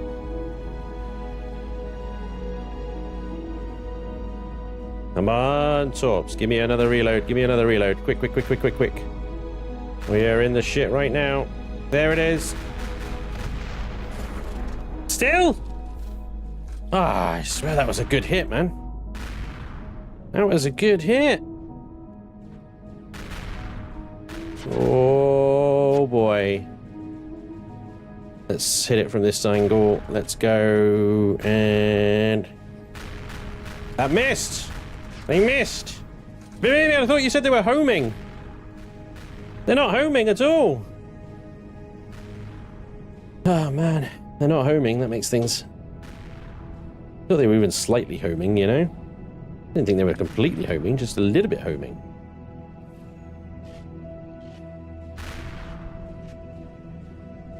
Oh, the freaking lasers are reloading. I haven't got time for this. We gotta just aim ahead. There it goes. There's another core. I crashed into an asteroid, but it's fine. Holy moly, the amount of bullshit coming from that thing. Jesus, it's like talking to my mother-in-law. That is just a lot of bullshit. Woo, hoo, hoo. Did that sting? Get the lasers back up because I need to just. My shields aren't bad, 70%. The pentaxid in my tank is disappearing very quickly though. Give him a little tap. Give him a little tap. There's the torps. Aim ahead of where he needs to go. What? Come on! That's got to be a kill. No, no, no, no, no, no, no, no, no, no, no, no. Look, there's nothing there. There's nothing there. This is bad. This is really bad. I've got a red proverbial freaking needle. What are those torpedoes doing? Having a little freaking... going for a walk in the park, I think. I fired them when I was reversing. That was the problem. They didn't adopt the ship's momentum. They failed to launch. I thought with the ship coming at me, it might be all right. Taking a lot of block damage now. I could see the rippling effect on the hull from all the shield pen damage of the missiles and such. It went through the hull! It went through the hull! Are you fucking kidding me? You motherfucker! Oh my... Good God, I think you might be right. The ramming speed may be required. May be required at only 50% shields. This is absolutely insane. Let's just get those torpedoes in there and start eating through the backside of it. Oh my God, the Pentaxid tank is looking so sad right now. The Pentaxid tank.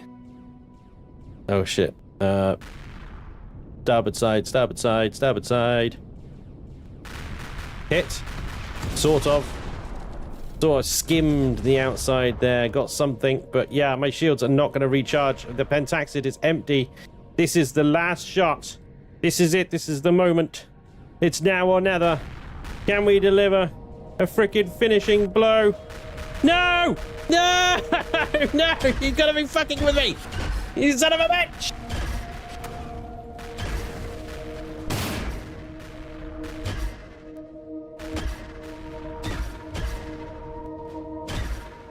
Oh my God.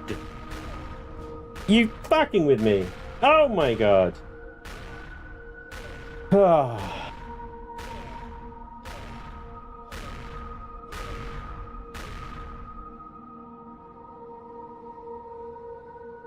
That's right. We gotta look at this. We gotta have a look at this. Where are we? Are we upside down? Yeah, I think we're upside down. This is what we were shooting at here, I think, wasn't it? Because this is a bit with a hole in it. And the core is right there. Look, there it is, look. It's exposed to space. The hole that I made just needed to be there.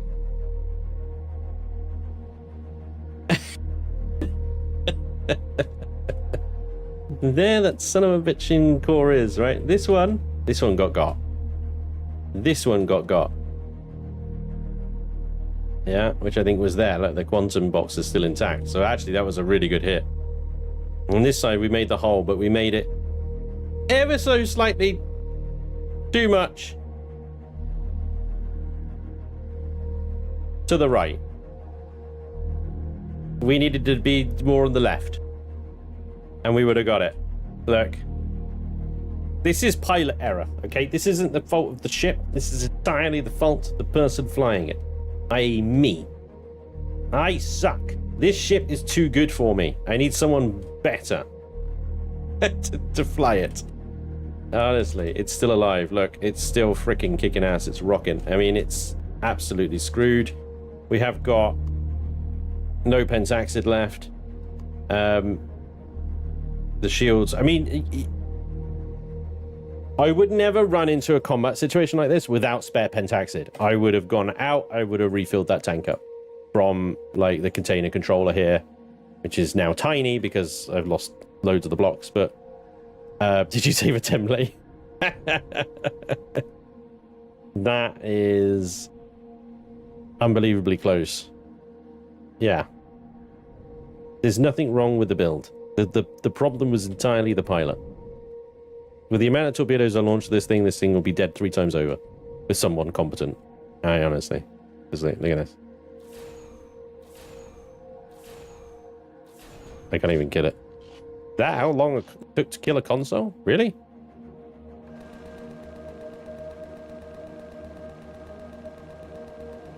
Go on, back up, Gat. Emergency GAT. Emergency GAT can't even kill it.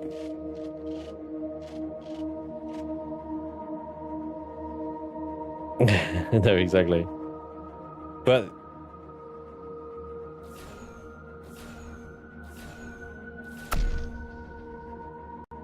well, there you go. That was it. So what happened? I mean, it's difficult to tell now because the Emirate ate the middle of my ship. So I don't know if the glass gave way. It killed the cockpit again. But I have no idea what failed because the glass wasn't really taking much of the damage last time I looked at it. That was a while ago. I don't know. You didn't use the force. I should have just taken it in here. But it stayed in here, it would have been fine. We would have killed it.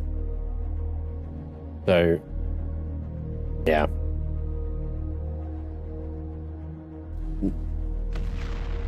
Entirely pilot error. And that was my last torpedoes as well. I got no right thrust, so that's it. I'm off. Bye. No stopping this ship. I can't. I literally can't stop. Oh, there you go. Thanks, Emirate. Yeah, the cockpit took pen damage. I did. It must have taken enough pen damage to go through the glass and then start hitting the cockpit.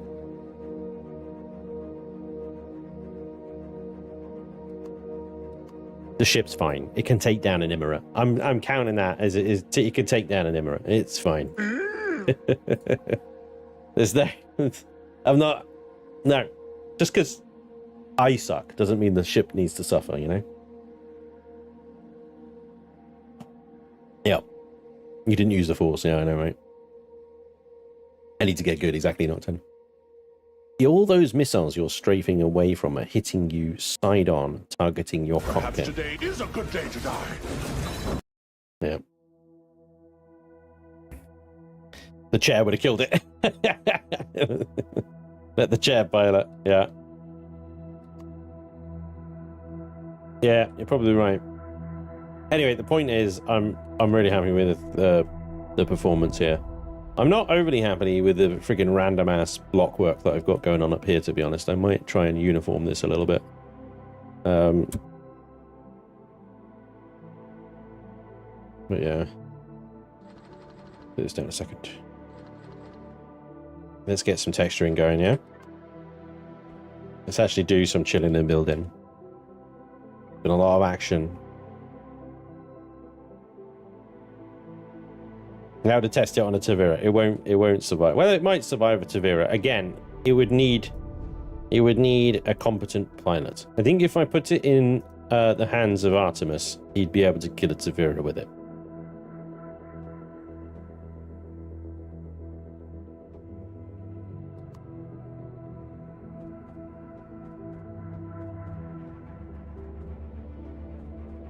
I think with the Tavira, it would be exactly the same as what we did with the Emirate there. You'd have to stay at around about 800 meters, whittling the shields down bit by bit.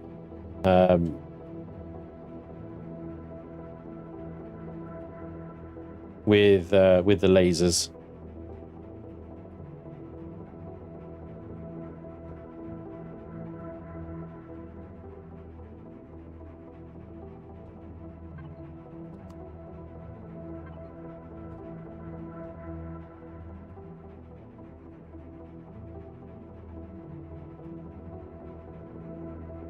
And once the shields are down, then you could start doing your torpedo runs, I guess.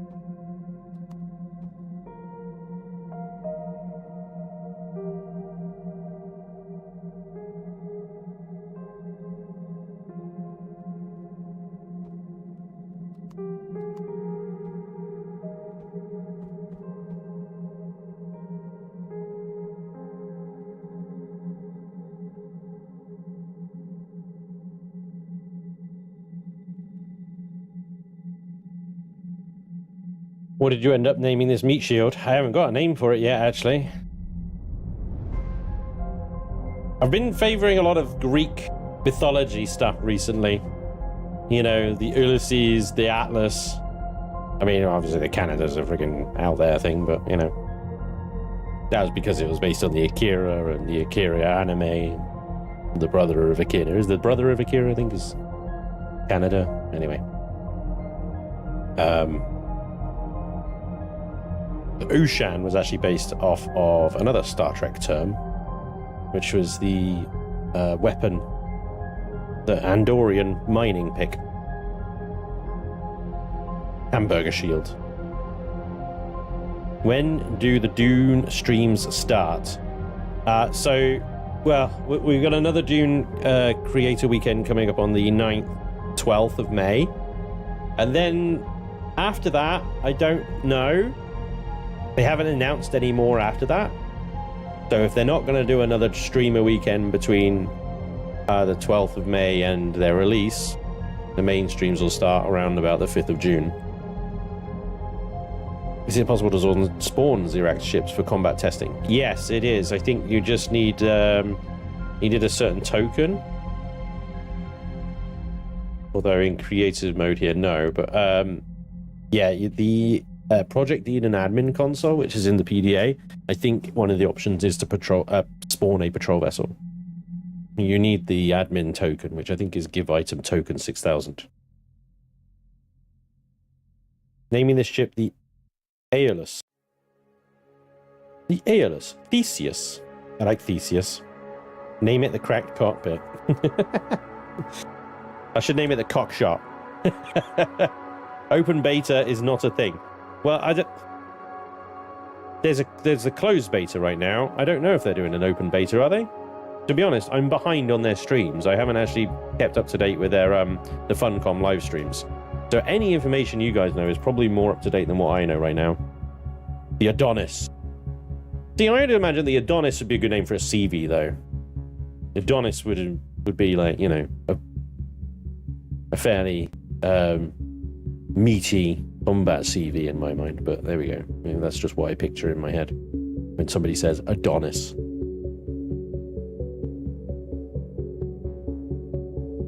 The one shot.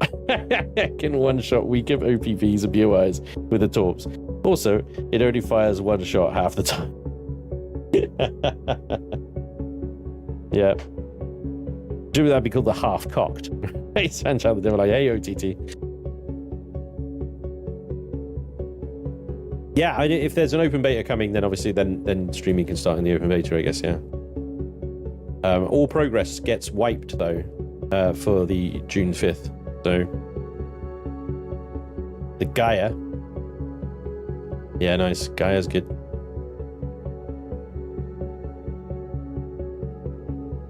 I'm wondering about redoing this whole, because I've got this sort of very generic looking shape up here. I thought about maybe changing that out a little bit. Enjoyed the stream, Spanj. I have to go and check on storm damage. We'll be waiting till next week's stream. Oh, until next stream. Dirty Bird, take it easy, bud. I'll see you soon. Demeter. Sorry, I thought my brain filled in the word there. A Demeter. The Havishire. Dune will be in June. Yeah. Achilles. I've always liked Achilles, but I do have a very old hover vessel called Achilles. The Havishire. Yeah. It's a very cute puppy. We called it Cheddar. It was like Cheddar as a dog's name. Cheddar! Cheddar! Do come here, Cheddar! Oh, man. So Ponzi. Okay, so that's interesting. Right, we got... Let me do... Keep the name suggestions coming, guys. There might be one I like eventually.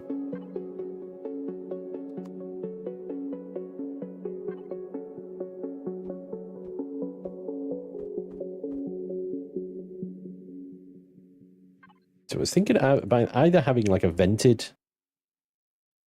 almost like an air intake, like a ram scoop type thing. this sort of thing here, like.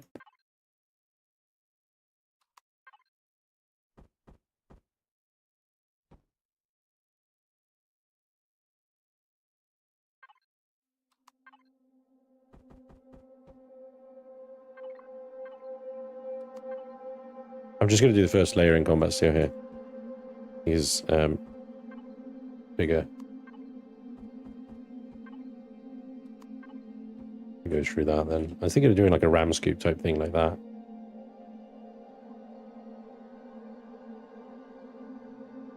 It just makes it less generic. Havarti. Havarti. Hades is good. I like Hades. Hades is the god of the underworld, wasn't he? I think, if I remember correctly. You got me hyped for that Dune game, damn you. Sorry, OTT. I mean, rightly so. It's gonna be awesome. Raven, hugging, mooning after Odin's raven birds. So yeah, could go Norse. I'd like to try and stick to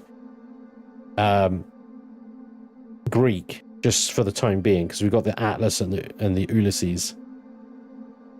And this will be part of the same sort of fleet. The only the Ushan being the kind of outlier on that. But Ushan, Ulysses, Atlas, they all sound like they're sort of part of the same mythology. Whether Ushan is completely made up, but you know, whatever. Every word is made up, right?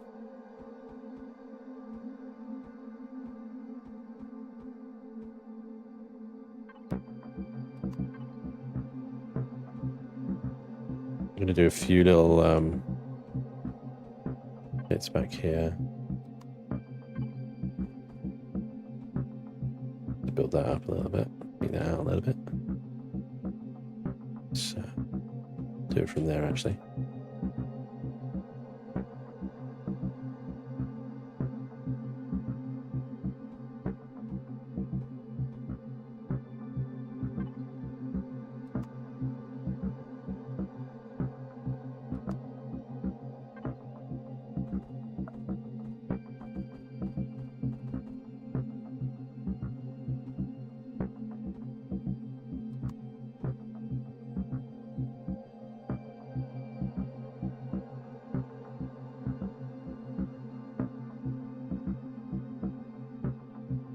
Had an idea. Wild.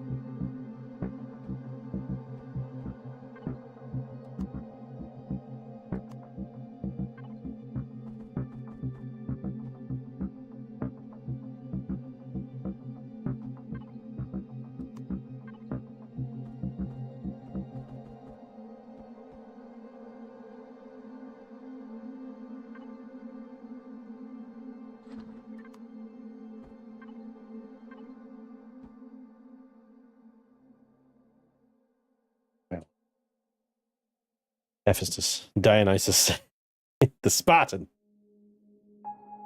Haruspex, Stratos. Ooh, I like Stratos. Comes like a strong gale. Stratos. Thorax, this is the Greek word for raven.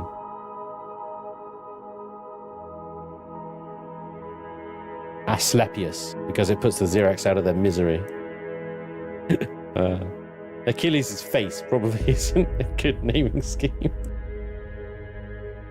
Oh my god, Trojan, because they are stupid about horses. I love it.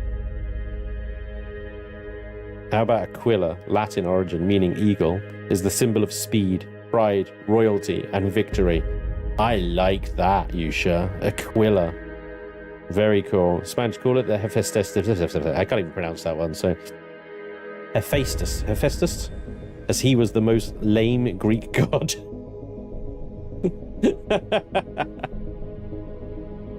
Thanks, Float Batman. Watch out for those deco blocks in front of the cockpit. Sometimes they do weird things to first-person weapon fire. Oh, man. Autobus, because he was a mother... Xiphos. Ancient Greek.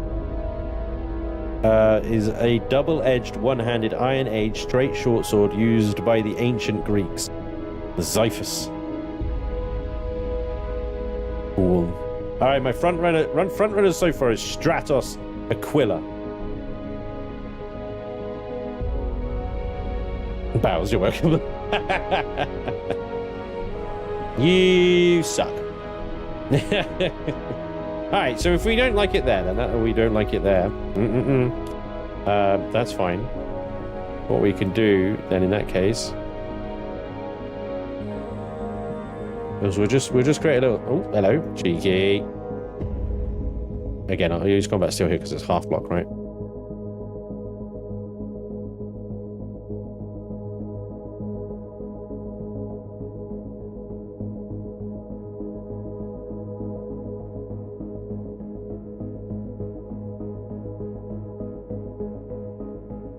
I'll just do a dippy bit there, right? Like that instead.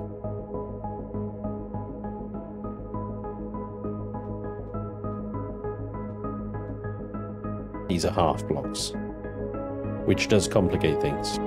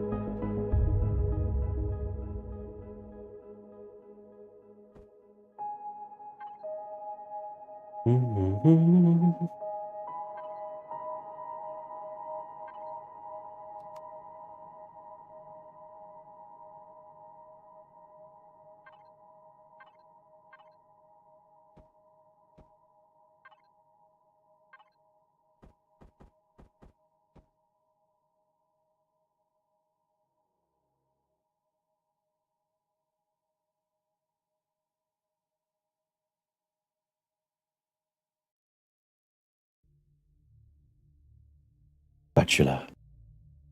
Tigress. Tigiri.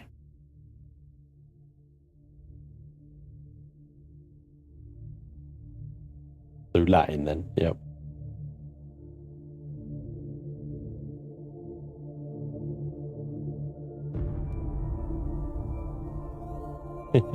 Oh, Spanj, I've been meaning to ask your thoughts on the X4 series. Have you thought of giving it a go on your channel? Pretty vast game with many playthrough options, and it's still getting content.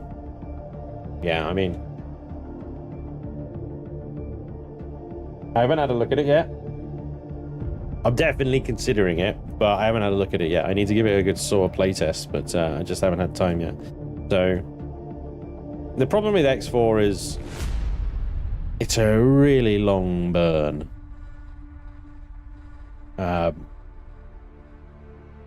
The long game.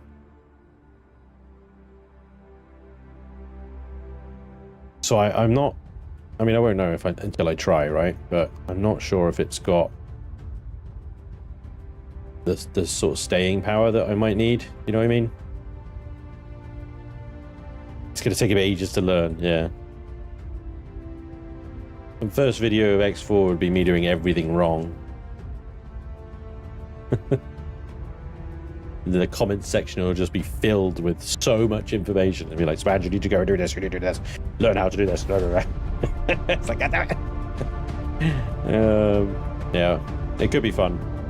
It might also just be a massive headache, but yeah. I need to give it a little whirl on my own, see what I think about it.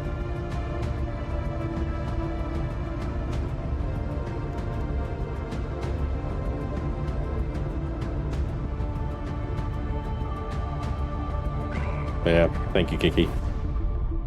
Orpheus, don't look back. I started playing X4 lately, and it's confusing as heck. I'm consulting Grok on how to do things. Oh my god. Hey, Mincotti, thank you for being a member for 12 months, dude. Absolute kick-ass. You and your chair will stay with us all Gucci. Brilliant stuff, dude. I've missed a load actually. Sorry, Linus, dude, thank you for the sub. Polyphus as well, 44 months resub over on the Twitchy lands. Almost a year straight at this time. Trying to get a little further in the new Ivorian server while watching. Have fun. Glad you're enjoying the Ivorian server. I actually meant to put an announcement out about that. We now have the Empyrion server, of course. We now have an Ivorian server. We have a 7 Days to Die Rebirth server. And we have a V Rising server with a new update. So for all you Twitch subs, YouTube channel members, and Patreons and stuff out there, do check out on my Discord. Make sure you're linked. You'd link your Discord to whatever you've signed up for. Because you've got now a bunch of gaming servers to choose from. And more will come as well, because I've got to add the Valheim server back in as well. I've been meaning to do that. But yeah. There's a good selection of servers to choose from.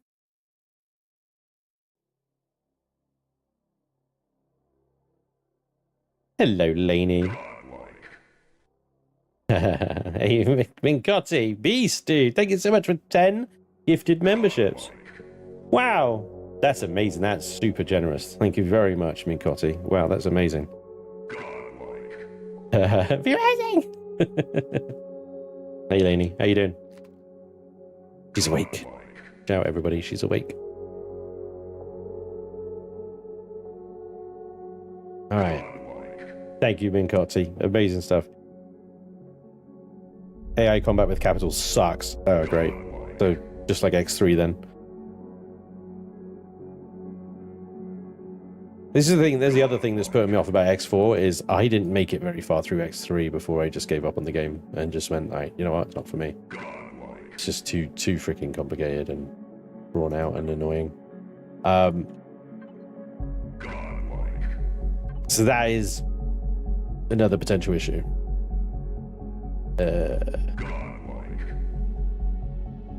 it is. I need to copy this color, which is a very particular color. It's actually the same shade of white from an Imperial Star Destroyer.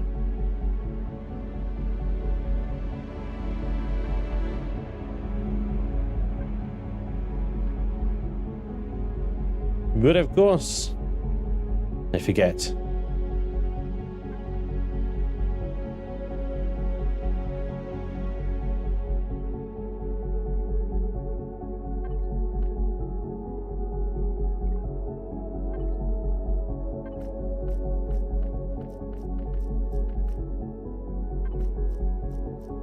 They're always going to be a slightly different shade. Look. I'm gonna have to do that section in, I think, a base gray.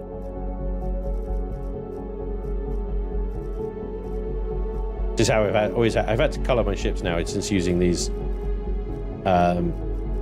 structural blocks here, just in base colors. But look at that. It's irritating. Rebellion! Complain more. Yeah, we're painting. Spanj, let's make EAH server chat in Discord. Ah. Ah.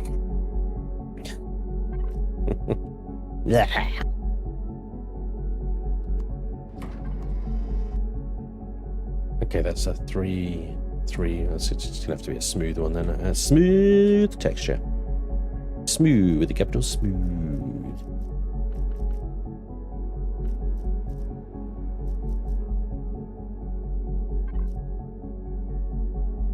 All right, let's do copy, paste, slightly darker, paste, slightly darker still, paste, slightly darker still.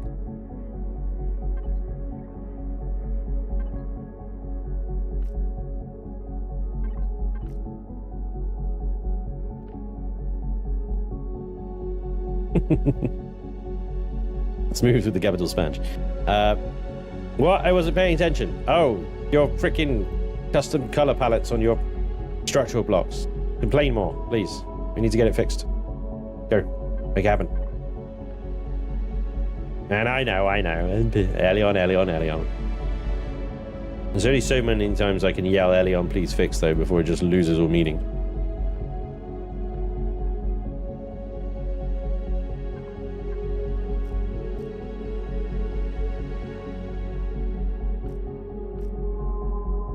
Was that painted yellow?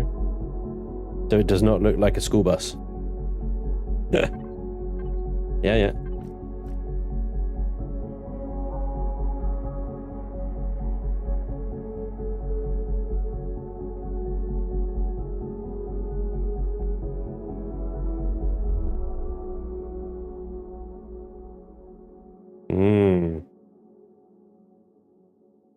Another game that gets constant updates and content is Icarus. Different beast now compared to launch. People, yeah, I keep hearing that as well. Complain to who? Everyone left at Elion hates modded content. Yeah. Complain anyway.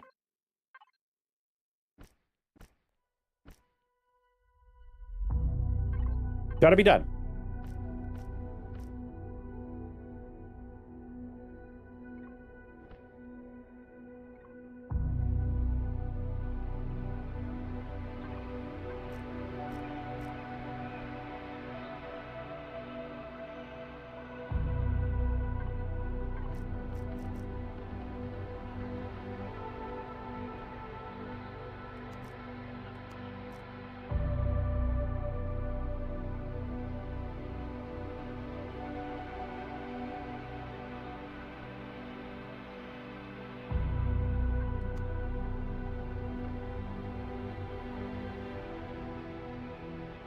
Okay, that's really weird.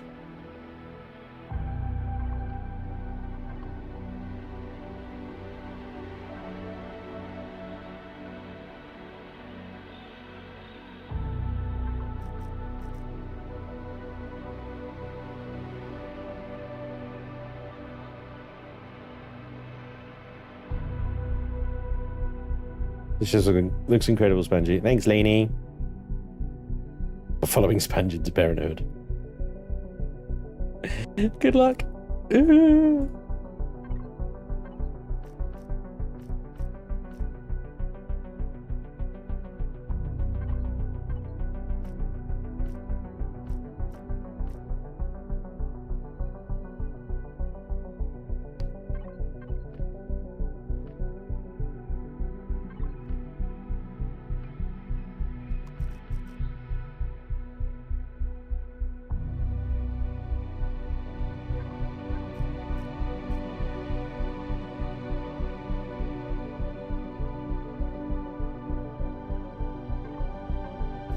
Yeah, we just want a little bit inside. Can we not do that?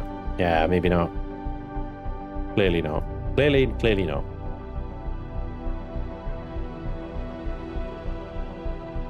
Yeah, well, there's no texture that's going to look good on that block, is there?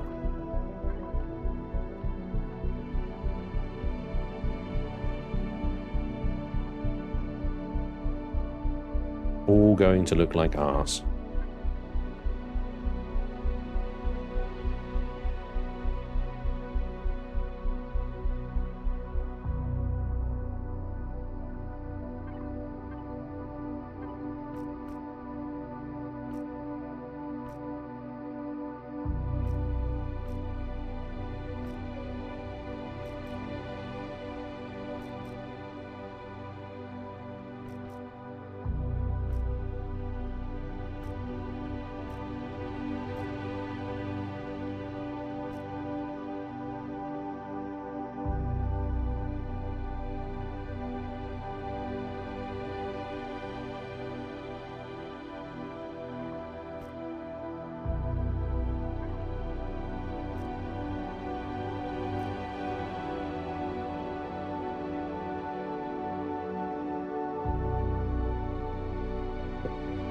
My suggestion is not a real suggestion. My naming convention is pathetic at best. Was that?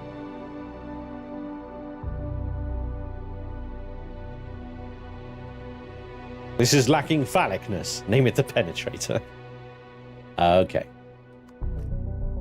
Yeah. Watch out. Lainey is naming things again. Based on how she's feeling right now.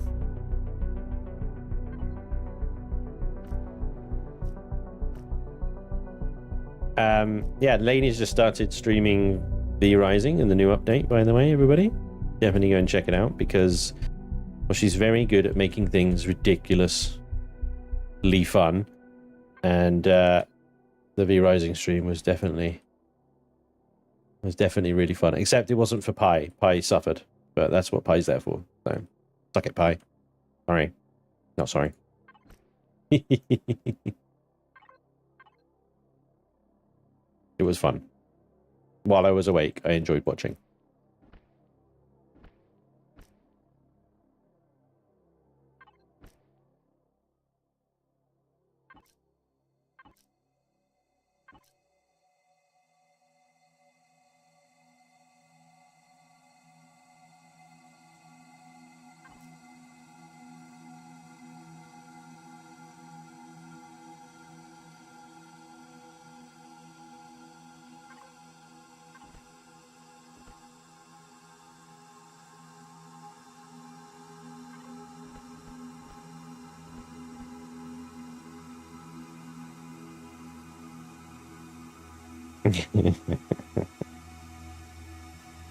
Laney V Rising streams are the best ever, not for excellent gaming content, but just for all the double entendres. The double entendres, but also the absolutely insane shit she tries to do. Like, she was like brand spanking new, straight out of the freaking coffin, and she was like, let's go get a horse! And she was all the way up to the freaking north area, and, you know, steals a horse. And fair play, she actually steals a horse. And then, you know, she wants to go further north, and this is while still rocking a freaking bone mace or whatever you make in the graveyard straight away. Absolutely insane. Pi's there just screaming at her, just like, what are you doing? We gotta do this, we gotta do all this stuff first. She's like, no, no, no. You have to have faith. We gotta go do this. Believe, believe, believe. And sure enough, Laney gets a horse. Pi doesn't get a horse. Pi then promptly dies. Laney then yells at Pi for dying because of Laney's insane plan. This is normal. Yep, this is normal. Oh no, look at that. It's a double spacer. Ugh. That's irritating. Okay, fine.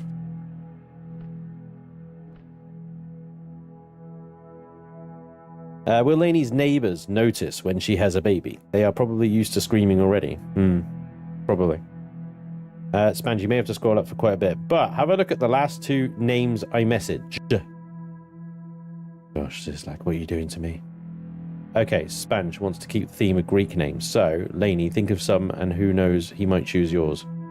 Oh, okay. No, I've got to go further up than that. Not too bad, blah, blah, blah, blah. Time, right, yeah. Wow, really not long to go, blah, blah, blah. Pass on that. Oh my god, Sizzlack. What is this, the beginning of the stream?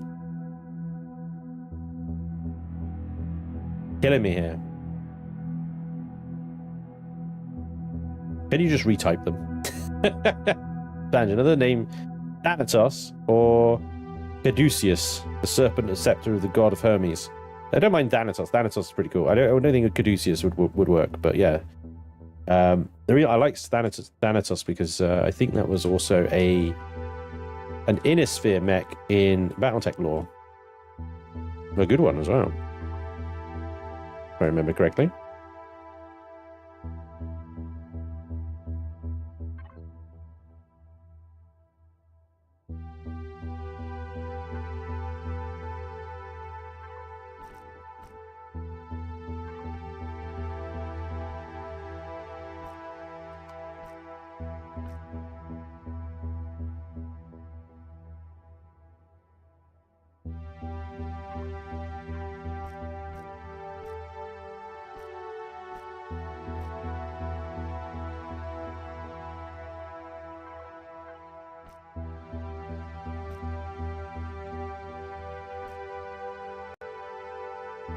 This tracks.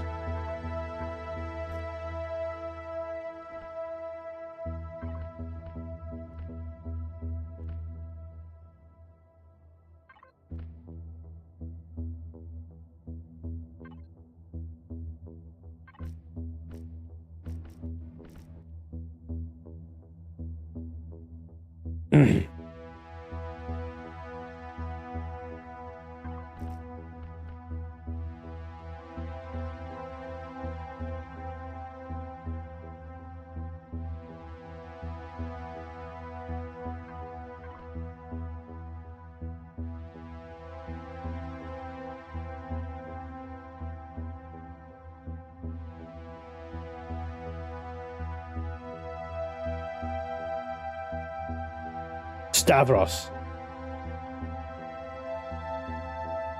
Thank you, Sislak.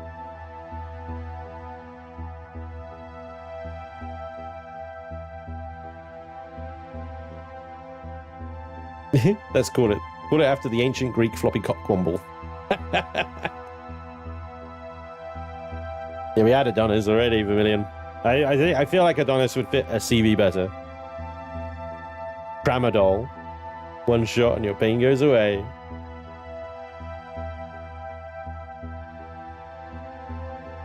Leonidas. I feel like Leonidas. This is a good one.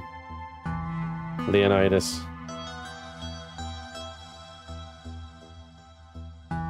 Who's strolling.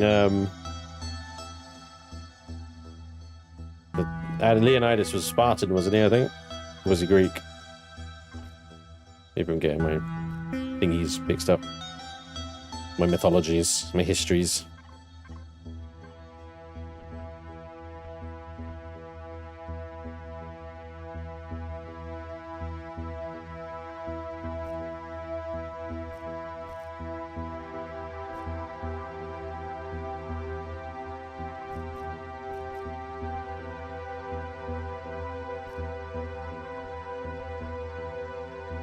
You were Spartan, yeah.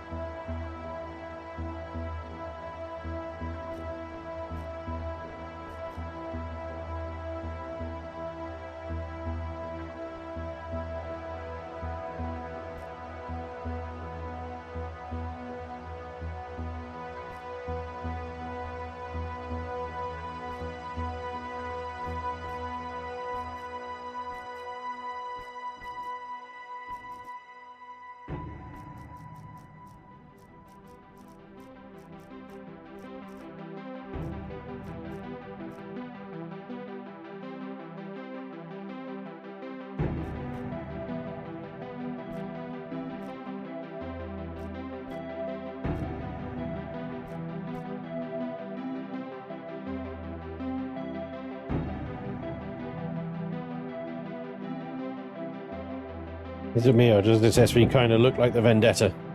Yeah, we've definitely talked about the similarities of the Vendetta. The kind of fixed wing. It definitely looks very Vendetta-y. Just remember, Leonidas is also a character in Bedknobs and Broomsticks.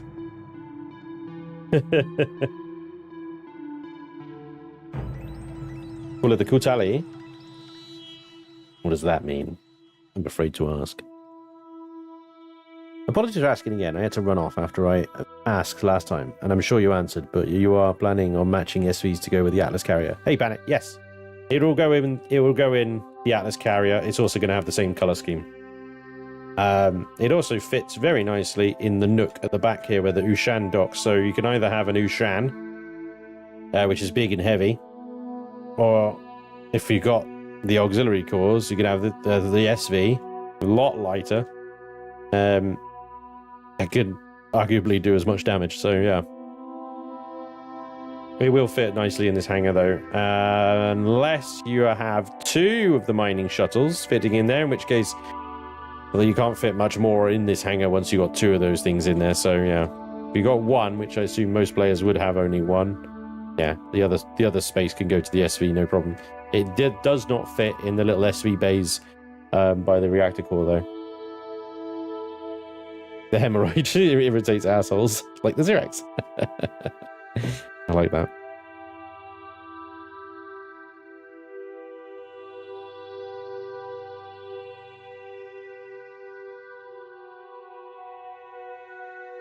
Charlie sounds cool. It doesn't matter what it means. Okay. Yeah. All right. Fair enough.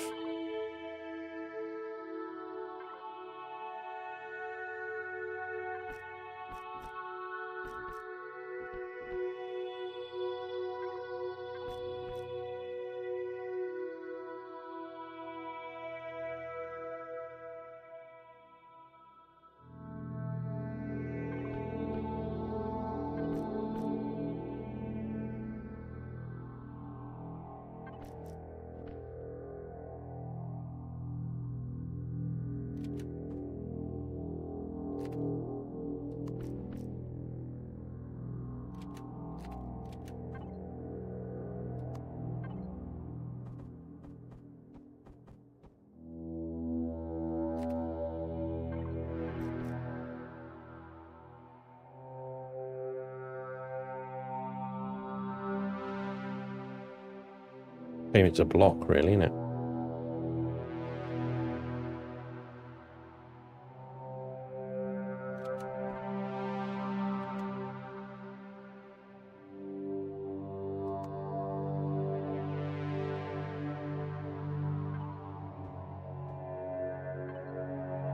Yeah, it's only one thing there, so.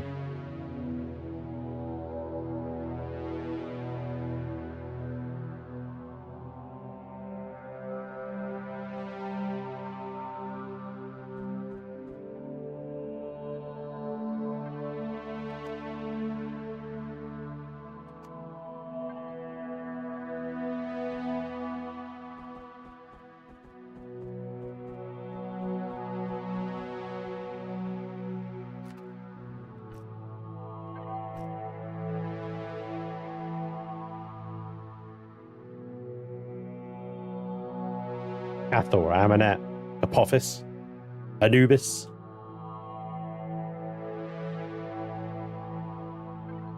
Death.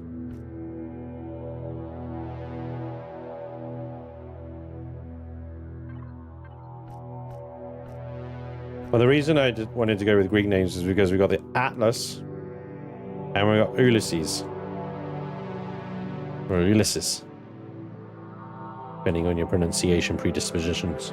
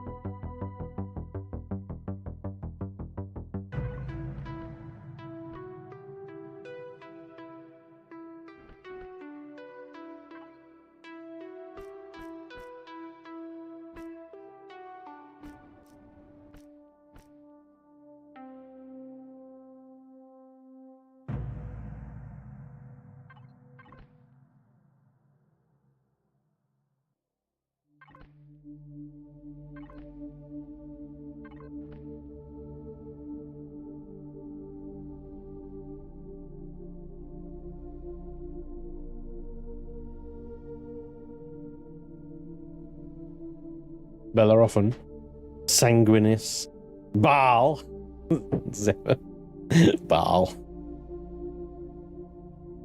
Anubis, Arthritis, Erisivi, Midas, like the Midas touch.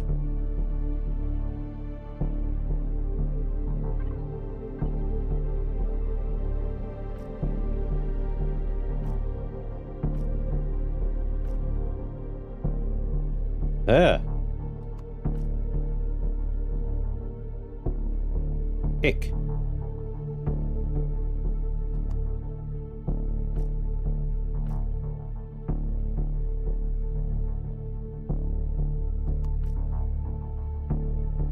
Can't do that then.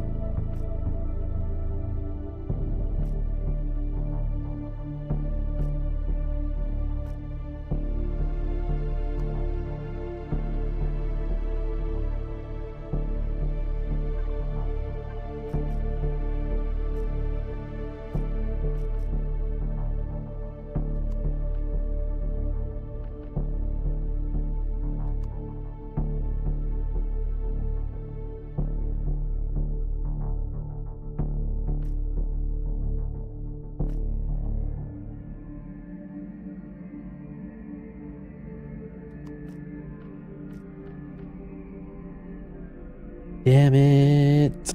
Fine.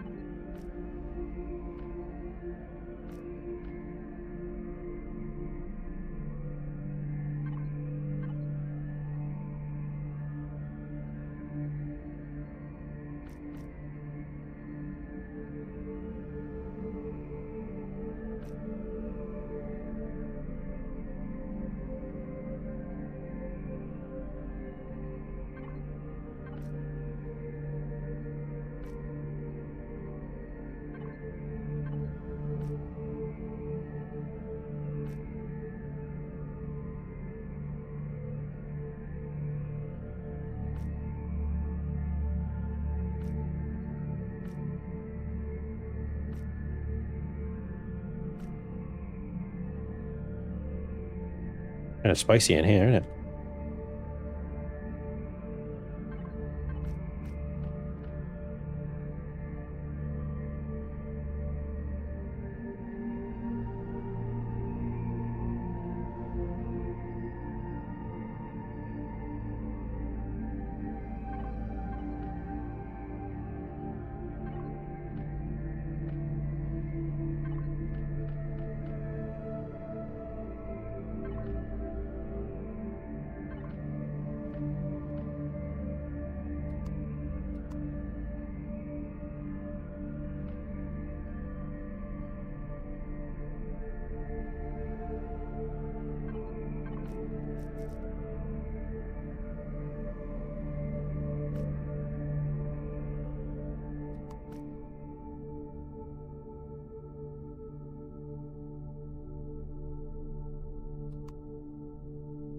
Aerosol. Greek? Geek or Greek? Do you have some sizing in mind?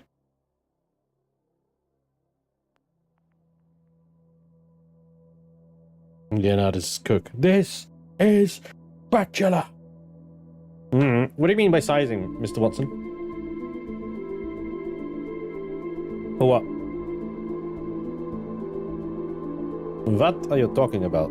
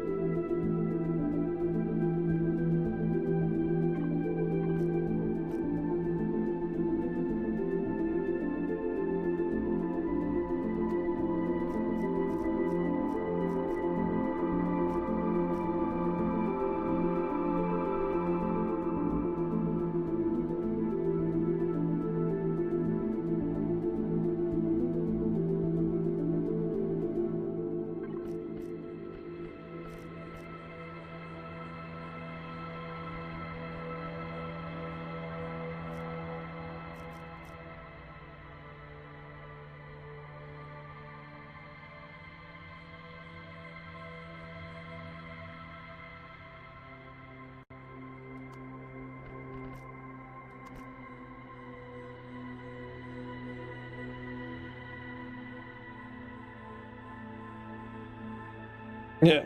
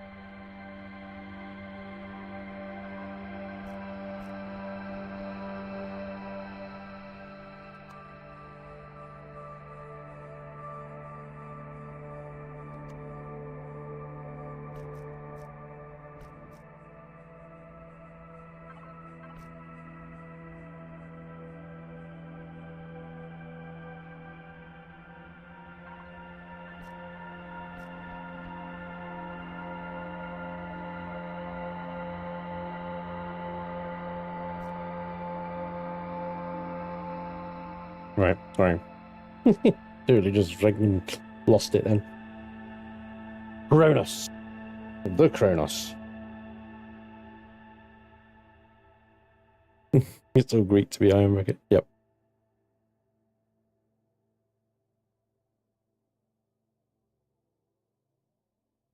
I have yet to play with laser drills. How good are they? Says Unstoppable Onion.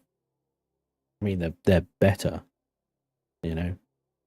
What particular laser drills are you talking about, though? Are you talking about handheld laser drills? Because you're still going to be there a very long time. SV laser drills are much better. They're much quicker. Capital vessel laser drills are the best. They can only be used in space, though. So if you want to mine on planet, you need SV laser drills are the best ones for planetary mining. If you're mining an asteroid in space, EV laser drills. And arguably, mining in space is much quicker than planet in all ways. You know, in all aspects. When you're out and about and you're out in the wild, as it were, of space, you don't really go down to planetary resource deposits anymore. The only ones might be the sort of more rare ones like platinum, magmasite, that sort of thing. Not silver, sorry, tungsten, palladium. Most, if not all, of those are planetary deposits, so you're only ever really going to get them down on planet.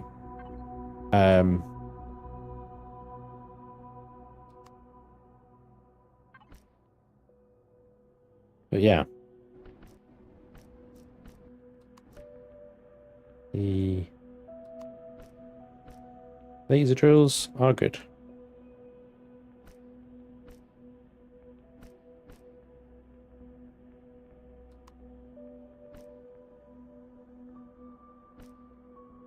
They are all good. The apocalypse is kind of A-shaped.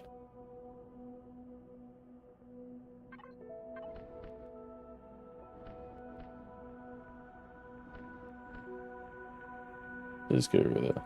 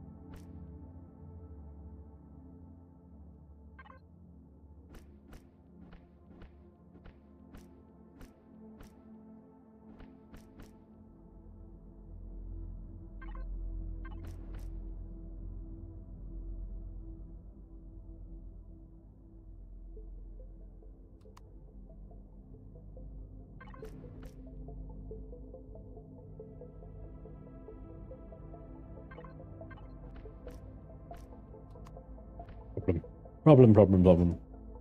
Problem is that turret. Well,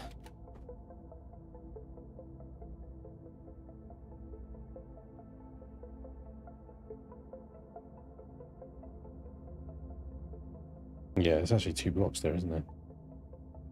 Let's take that one out and that one out.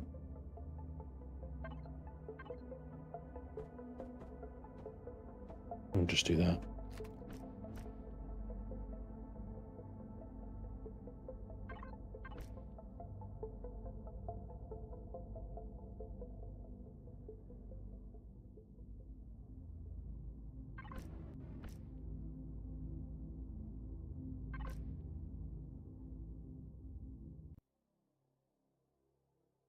The Gerald. I was just reading something that says that most Greek ships were given female names. So maybe Calypso. Calypso reminds me of the dog from Bluey, though. It's Calypso. It's the dog from Bluey's school. Girls are yucky and give you space cuties. One-man llama band. She was a daughter of Atlas. Oh, gosh. What are the names of the other daughters of Atlas? The one that's not Calypso. Because, you know, the dog thing.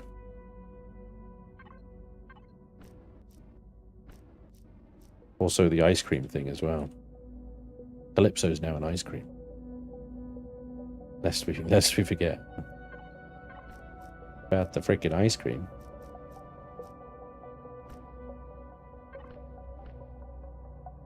How is there a block missing there? What had happened here? It wasn't damage that the ships had done. It was just simply that I didn't have a block there.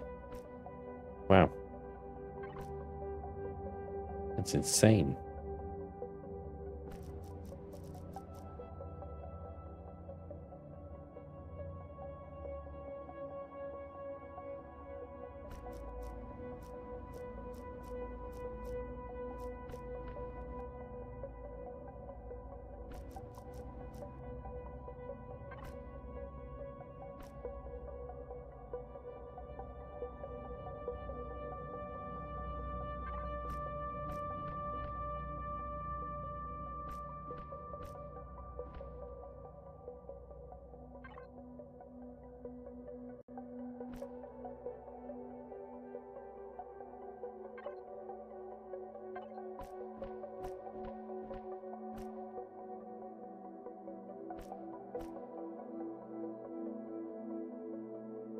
Hiatus, Hesperides, and Hiatus.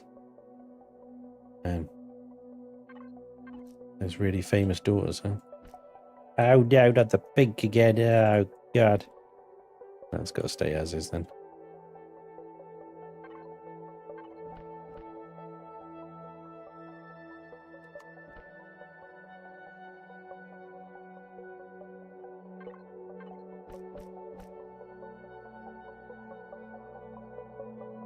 Look at the size of that thing. Are you talking about my pipes?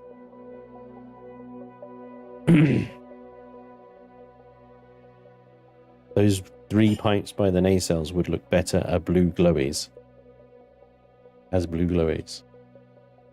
Well, let me show you them as blue glowies.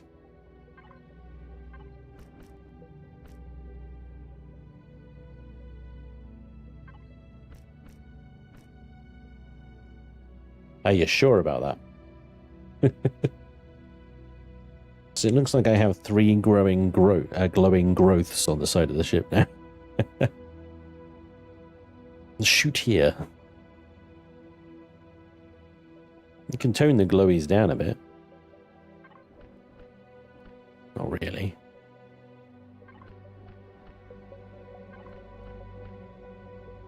Maybe red.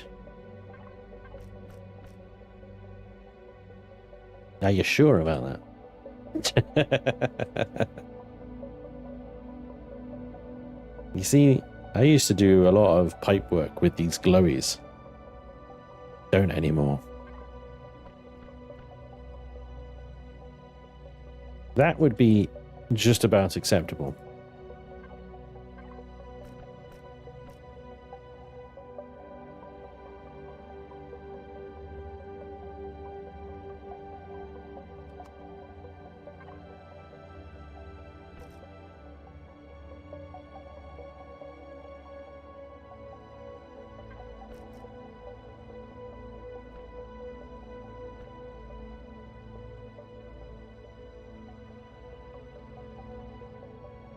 I'm sure, but I have no taste.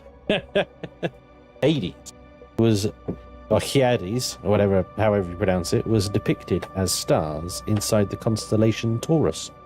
Now, Taurus. There you go. Minotaur.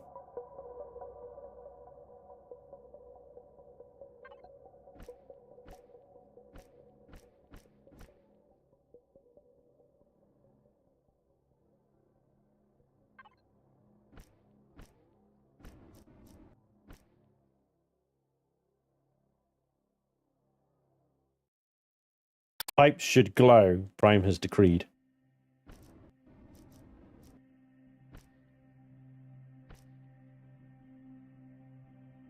If you want glowy pipes, then go for it. Might be my guess. There'll be no glowing pipes around here. Except the glowy pipes that I deem suitable for glowage.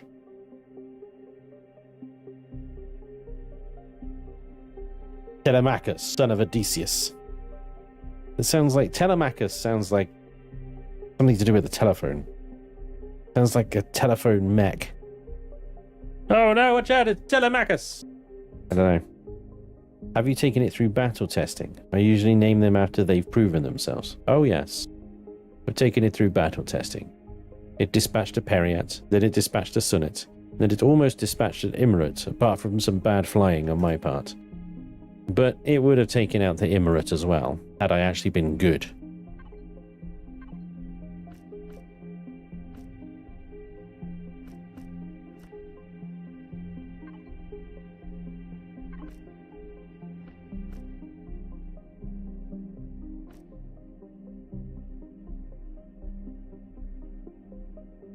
But yeah, no, she's proven herself all right.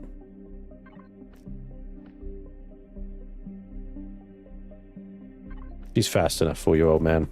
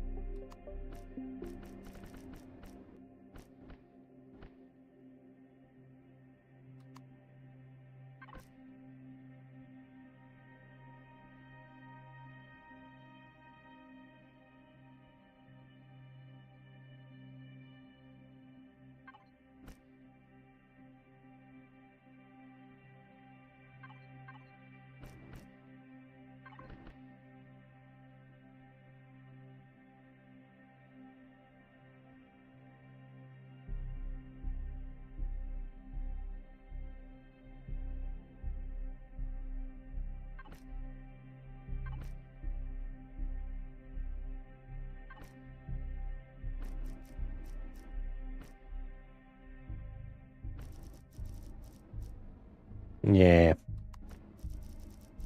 No, fine.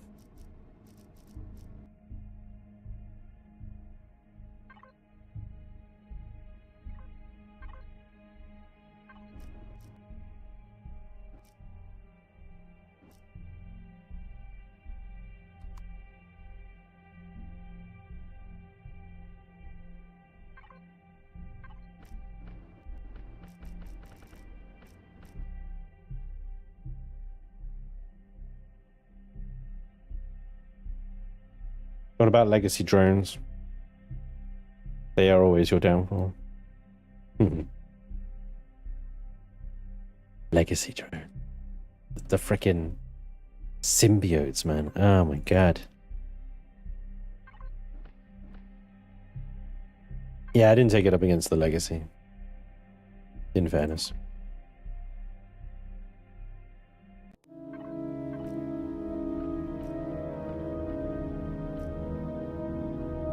That's the problem with an SV against the legacy is the legacy just down shields so freaking fast.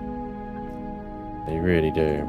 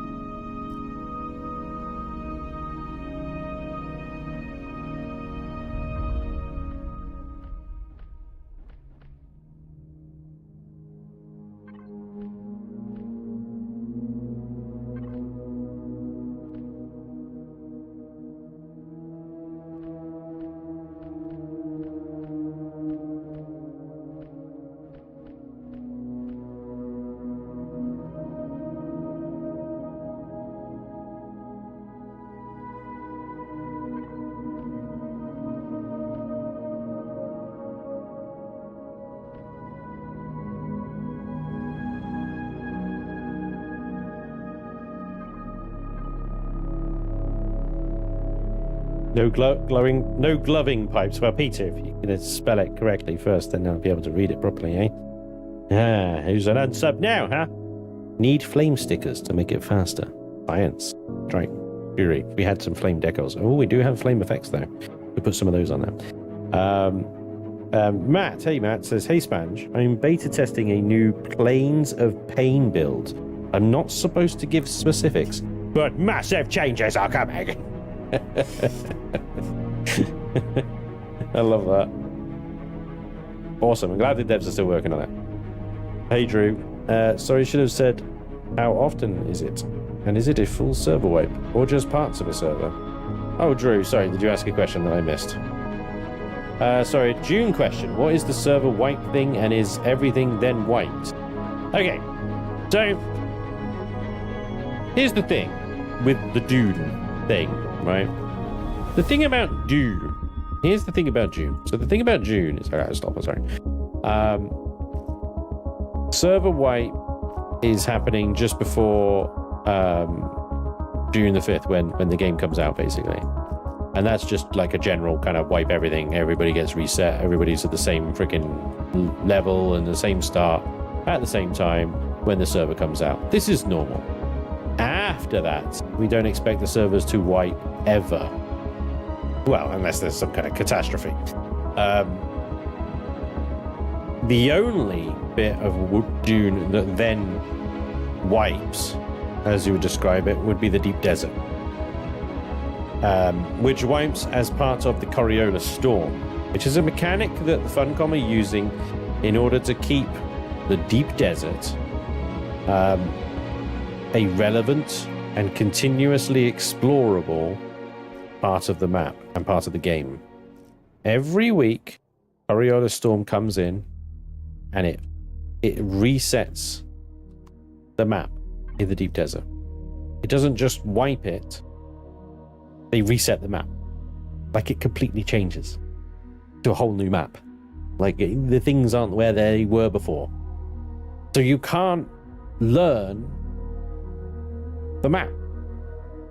You can't get these big alpha factions basically going, right, well, we know where everything is, so we're going to put our bases and our forces in these locations every week, and we're just going to gank all the new players that come along, or any players for that matter, that come along.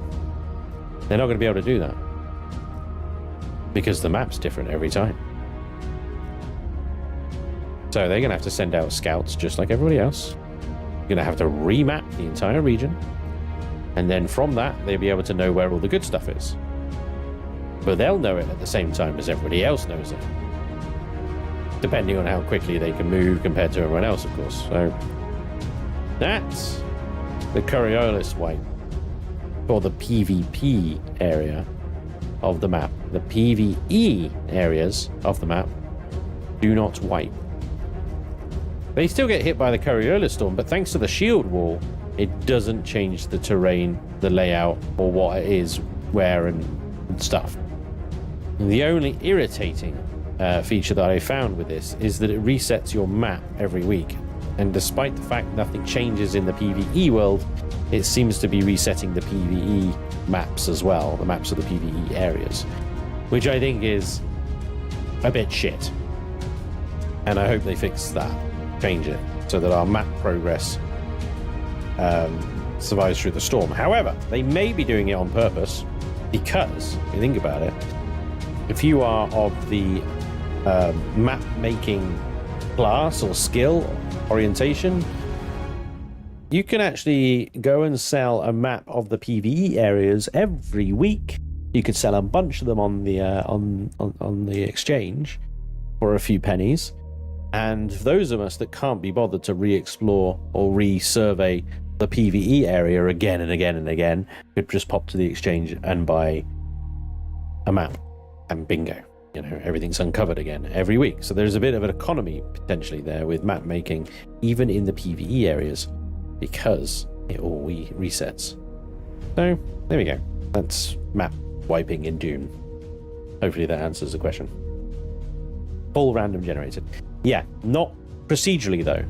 Like, I was watching the Pirate Software stream, and they actually said that every single map is hand drawn. And they've got a huge backlog of maps that they've drawn. They've got loads of tools and stuff available that they can do it really quickly. So it's not hard for them to draw new maps of the deep desert. Most of it's desert, so I guess, you know, they just sort of shake it a bit, and there you go, it's different. So these aren't procedurally generated maps where it's like 1 week you're going to be like, oh, this map's kind of a bit weird this week, you know. They're all hand-drawn, they're all handmade, which I think is amazing. Pretty freaking badass that Funcom are doing that, right? So yeah, they're wiping the map every week. I suspect, although they haven't confirmed this is just me talking here, I suspect they're going to be reusing some of these maps when the game has gone a bit long in the tooth, if you know what I mean. I don't think they're going to be continuously making maps, and I think what we'll probably find is that they're going to be on some kind of rotation. And somebody is going to learn that rotation. And then the Alpha Guild will learn that rotation. And then they'll know what map comes next. And then suddenly the whole thing that they tried to solve will fall down in a big heap on the ground. But that's just my cynicism speaking, I suppose. It's just me. Oh, you motherfucker, you didn't do it on this side, did you? Symmetry mode for you. Yay.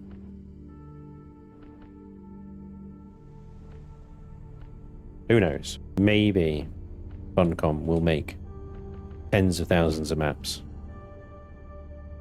And everything will be fine.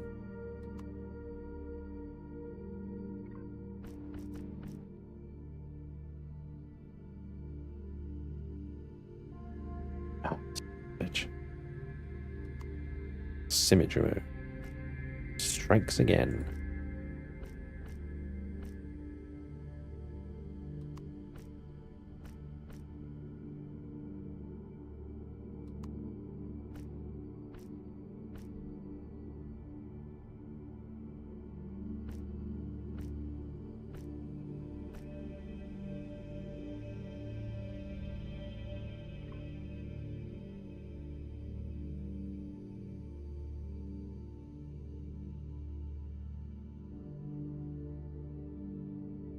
How is the Empyrion thing going? I thought you said you were tired of playing it or losing subs or something a while back. Hey, Matt, yeah. So, yes, the viewership of Empyrion is basically on a downward slope. It doesn't seem to be recovering because essentially the updates to the game are very much kind of housekeeping. The game is going out of pasture.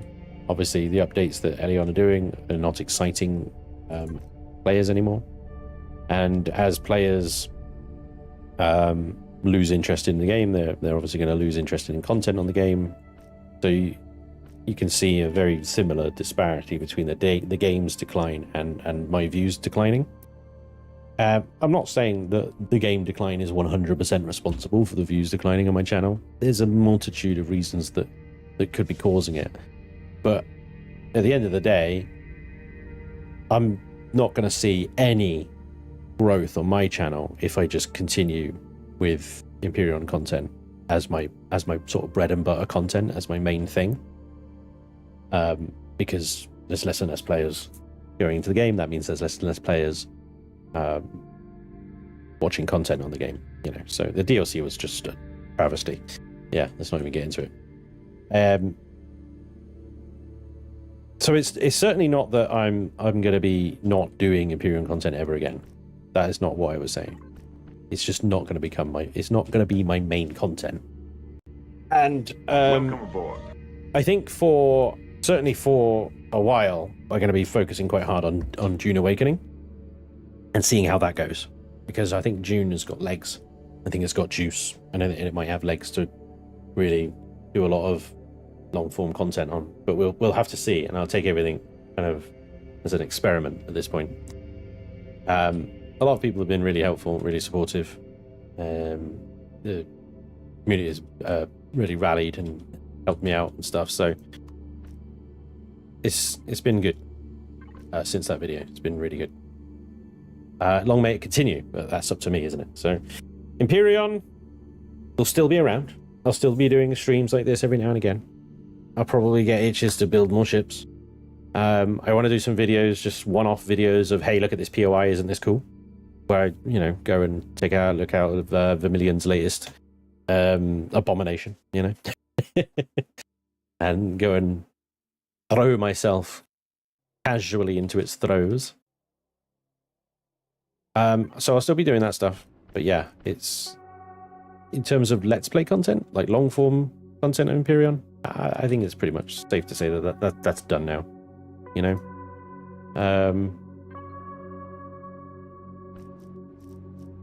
I don't see that coming back, but yeah, Empyrion's not going anywhere.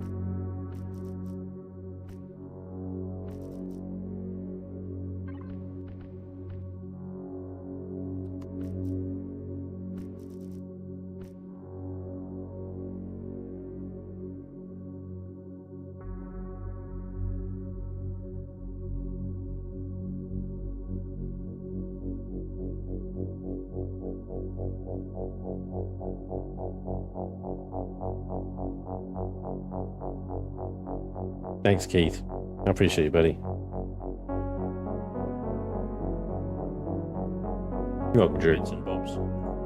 The Sembillard is nuts. Ran it last night, and it was a beast. Ah, yeah, sweet. I'm gonna need to do that one, aren't I? I've seen a lot of people say that actually in the Discord, just beating back on the assembly yards of Vermilion. So yeah, that's definitely high on my list to do that one. The new Corruptor, the Legacy Corruptor. I want to do that one. The new Tesh POI that looks like the big cannon from Total Annihilation. And 1 hour ago at that one as well. Looks freaking awesome. It's insane. The amount of effort this guy puts into these POIs. You know, it's got to be showcased. But I mean, most of my, if you think about it, most of the POI content that I do is part of a Let's Play. So I don't think many people, based on the views that I get, I don't think many people actually see these POIs. Except the people that actually run them themselves. And I think that's such a shame.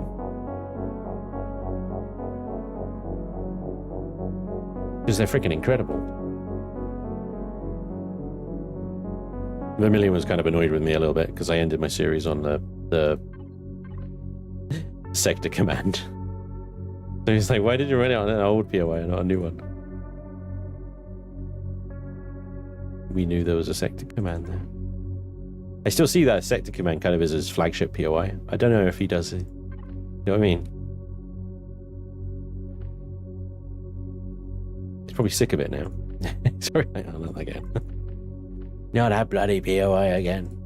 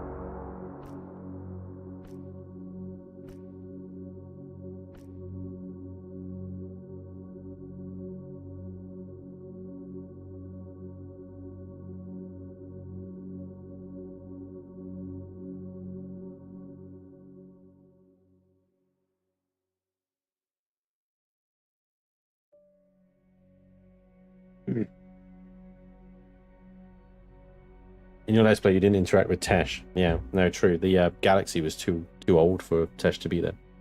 I'm planning to watch the old playthroughs again when I get time, especially the one where you and Blighted spawn in and immediately got attacked by raptors. I think that was a Project Eden. That wasn't even Reforged Eden. That was just Project Eden, I think. This game caught me and held me for about 2,500 hours. I have had it near since it came out. Wondering if I ought to give it another go. Nope, I was wrong. 3,010 hours in this game.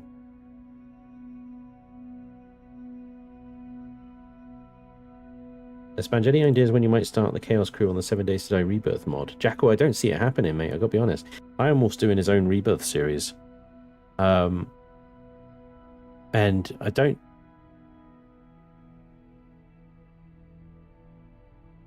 I wouldn't ask anyone to play the same game twice, you know, for the sake of content.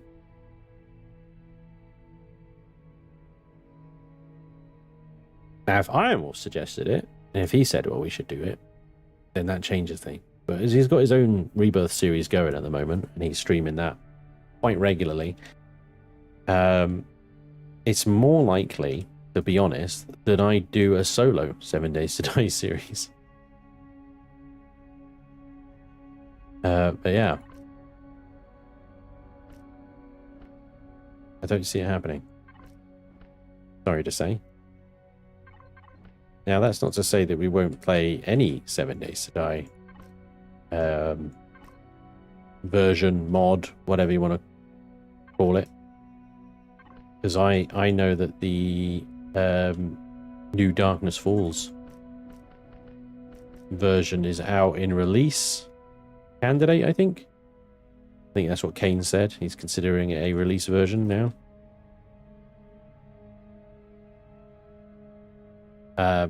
But, you know, it's kind of like, well, we've done Darkness Falls to death. Do we really want to do another Darkness Falls series? Maybe we'll do Tarkov.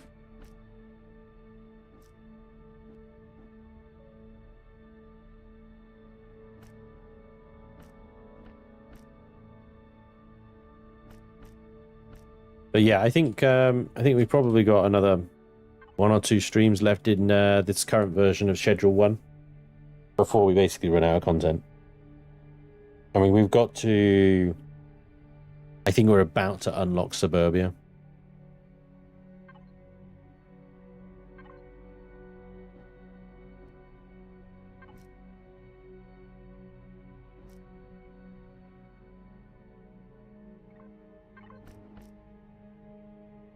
Send you a bit, Spanj. Oh, thank you very much for the 500 bits, dude. Appreciate you, dude. Ash, curse your bones. There must be more pipery, or we riot. Fair enough. I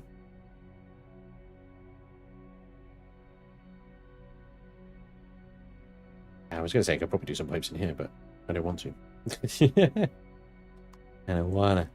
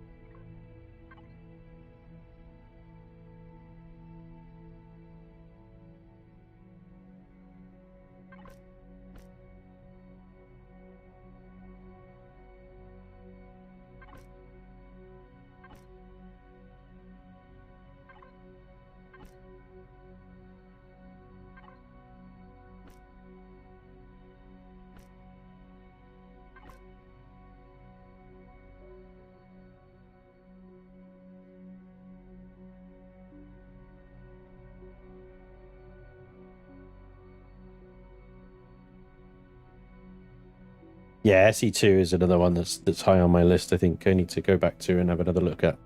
Because I think they've added 2 new vertical slices to the client now. Season 13, Alpha 12.2, and it was episode 1. Nice tracker, holy crap. Damn. That's some quick research.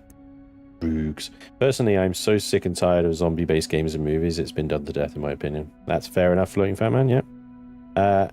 Ever consider doing Space Engineers ship builds? I want to do Space Engineers 2 ship builds. I feel like starting now in Space Engineers 1 is just a bad idea. I don't know. It just doesn't sit right because, you know, SE2, right?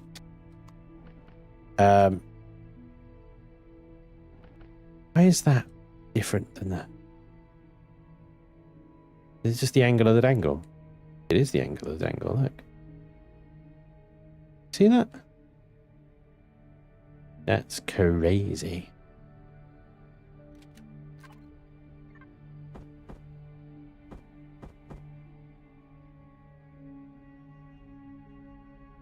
Yeah, it doesn't seem to make sense starting in SE1, right? When 2 is coming along. So, when 2 has a little bit more meat on the bones, and the ships actually matter, because right now, if you build in SE2 right now, you're just building fake ships. There's no, like, conveyors or anything like that. Half the components, half the blocks are missing and stuff, so it's almost pointless building. You'd have to go back in every case and redo anything you build. It almost might be easier just starting from scratch, because you then got to gut the damn thing just to get all the freaking conveyors and shite in. So, like, personally, it would seem almost pointless building in SE2 right now, unless you just really like building and having all your shit wiped out. I don't know. Nope. Don't do that. Do that then. So yeah, once that becomes a little bit more viable, and less of a pointless waste of time, I think we can expect some SE2 builds, which are going to be terrible because I don't know Space Engineers, so I don't know, like, what builds are necessary other than, like, mining SVs, which are kind of obvious. They're not even SVs, are they? Mining small grids. And that's it with SE2. There isn't even grids anymore. Everything's just one grid. That's even more confusing. You can have small ships with the big blocks on them, and you can have big ships with the small blocks on them. That was almost like talking, trying to say a Dr. Zeus tongue twister, that was.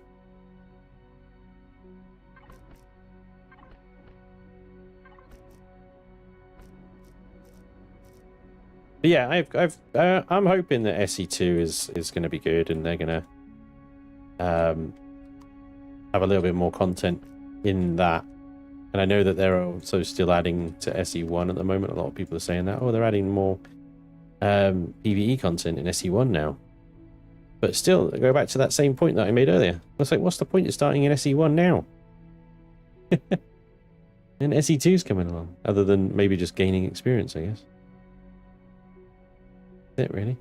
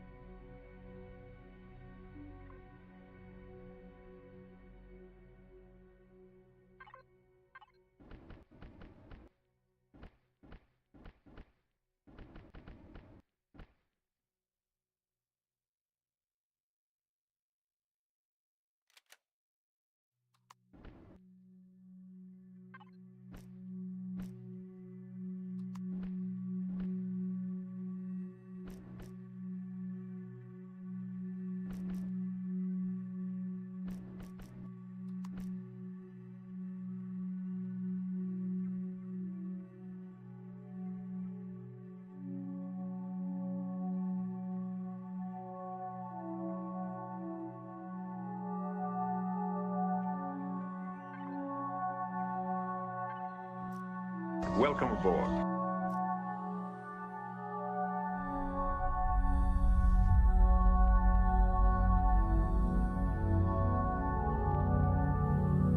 SE1 is a good learning area. Yeah, exactly. I absolutely love the Rebirth mod. The game feels so alive, and the Purge gives you a reason to visit each POI. It does sound like a really good mod. I'll definitely consider it. When you run 7 Days to Die these days, I listen to the banter, but I don't bother to watch it. Fair enough, dude. I think Empyrion have more diff geometric parts than SE2 for the moment. I think also bad idea to compare these two games. I think you're right, Piero, yeah. I think you're right. They are different in their own way. The only similarities being that you can build ships in both, but the way you go about that is different in both. They have their own nuances and their own styles. I feel like the shipbuilding itch can be potentially satisfied with both, so there's that.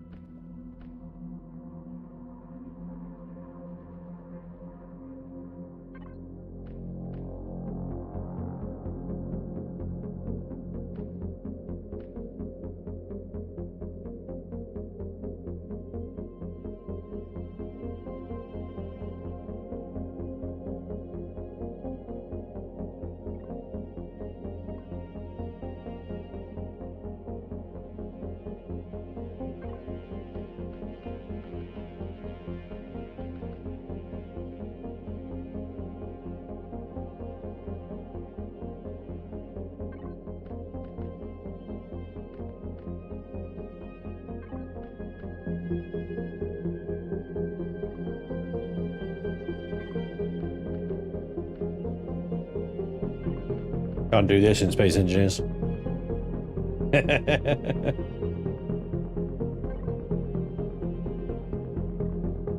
Not sure if that's a good thing or a bad thing, to be honest.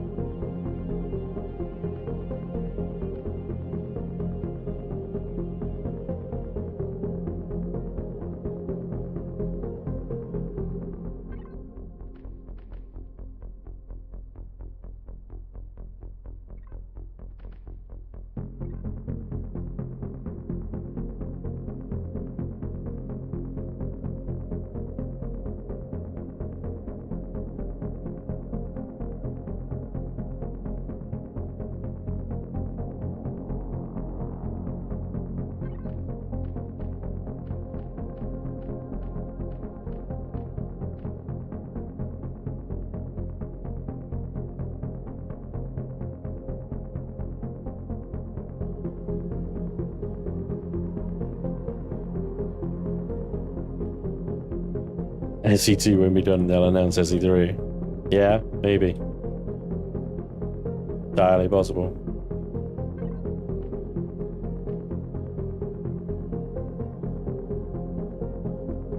Maybe it's because I'm not an SE player, but I feel like what they're doing is a good thing, and I kind of wish that Empyrion and Elion would do what the Space Engineers devs are doing right now and announce Empyrion 2 and have a whole new kind of energy and vigor about developing the game again to fix so many of the issues that they can't fix because of the engine and limitations and bad choices made, mistakes made, or whatever, you know.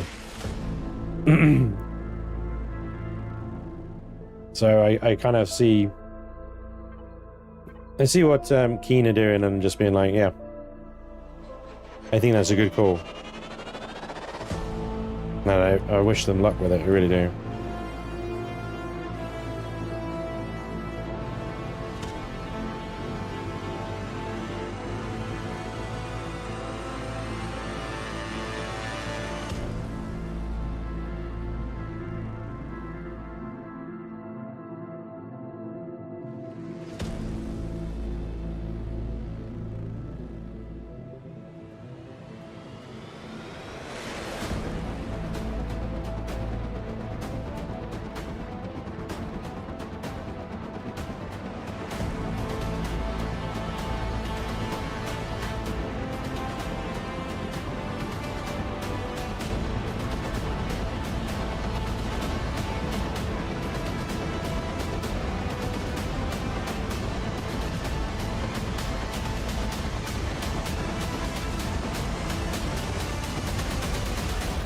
Very loud, very exciting. Woo!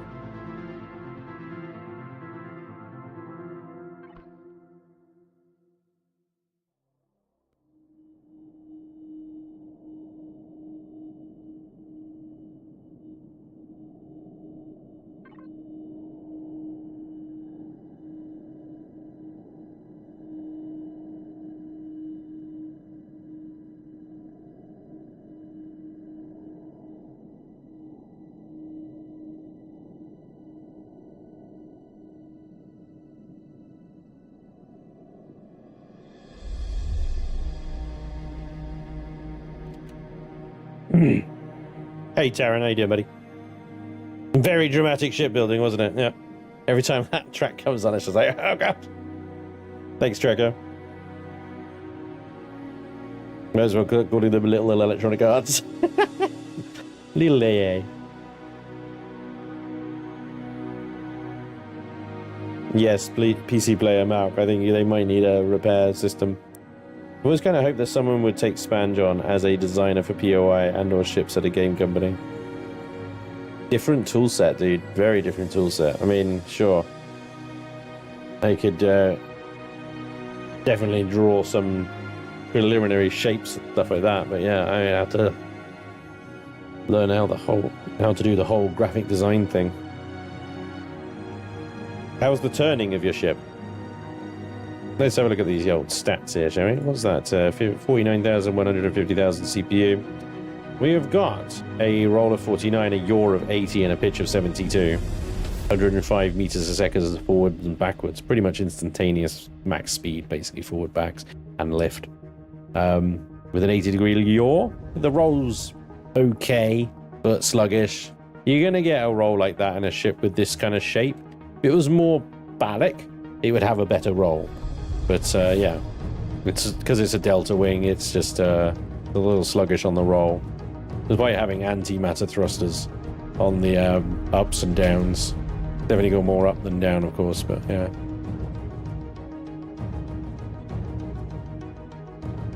Down the outside of the ship looks amazing. Thank you, Taron.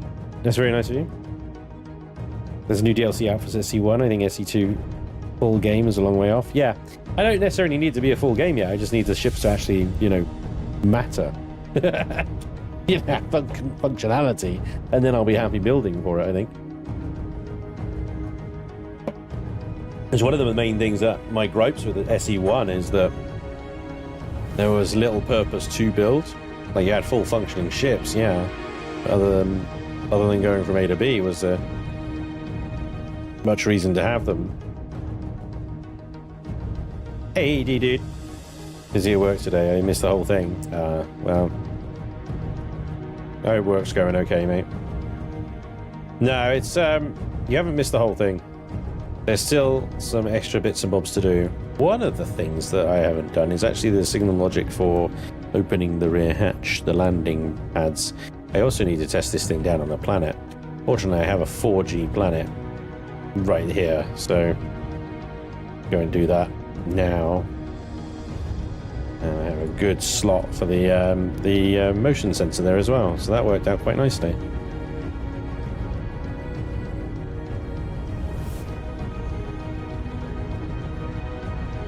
Let's see if this thing works on 4G, shall we? Should do. The amount of thrust it's got. Wi-Fi. Good point. Check. I think I did put a Wi-Fi in, but I did just gut the whole core section, so I might have removed it accidentally.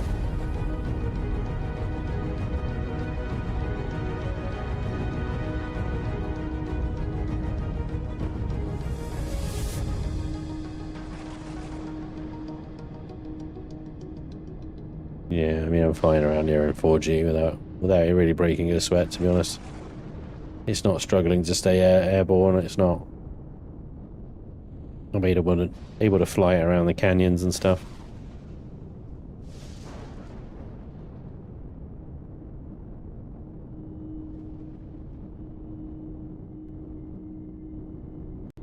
Oh yeah, I've got those fins on my right wing, haven't I? I'm like, what the hell did I hit? How did I hit that? I got these freaking underslung fins of the landing gears.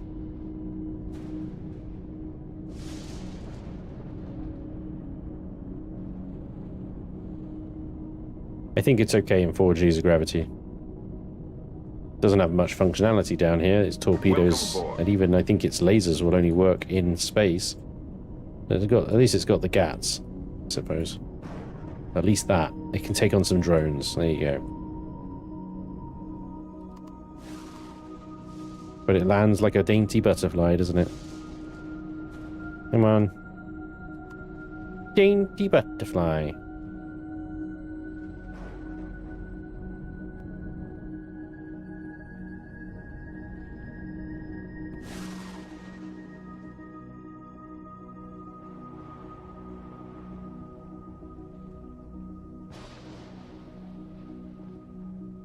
Okay.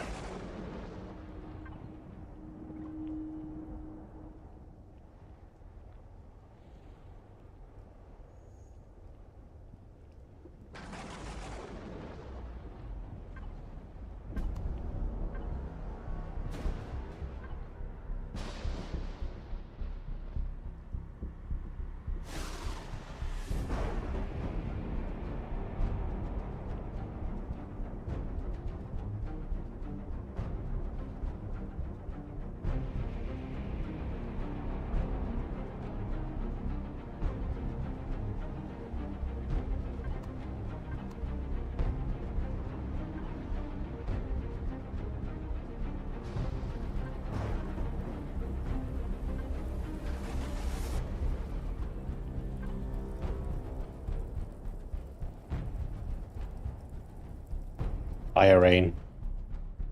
There you go. That's it, really. In theory, the lasers turrets should work in atmosphere, so... At least down here on the ground, there's some defenses from the little creatures and stuff like that from these guys.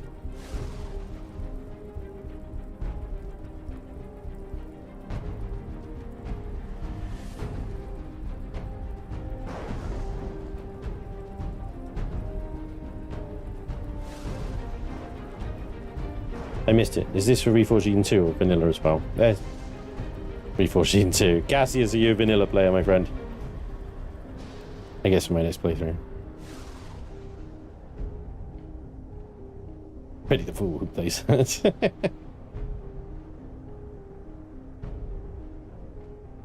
Oh, D-Dude plushie now on the merch store. It's very good at eco. The D-Dude plushie.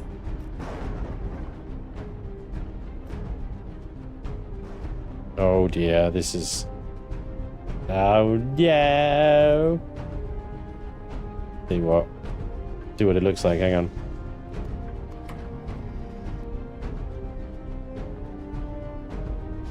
I can live with it. I think I can live with it. It's okay.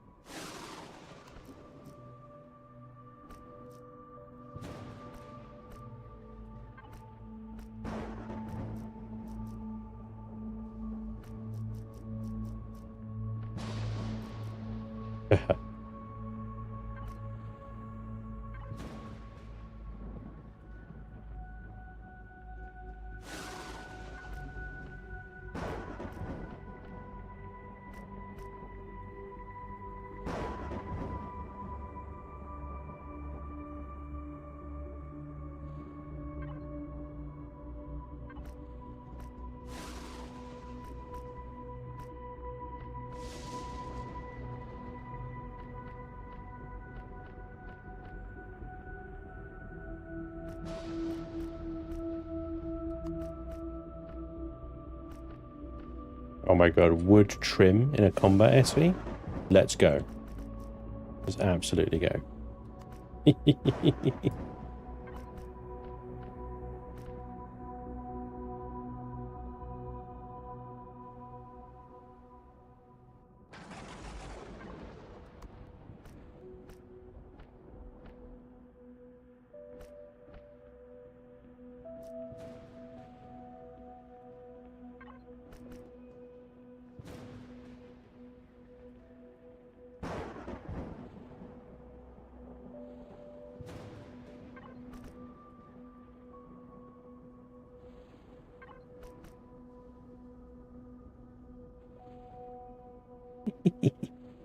I demand interior pipes. You guys, pipes, eh?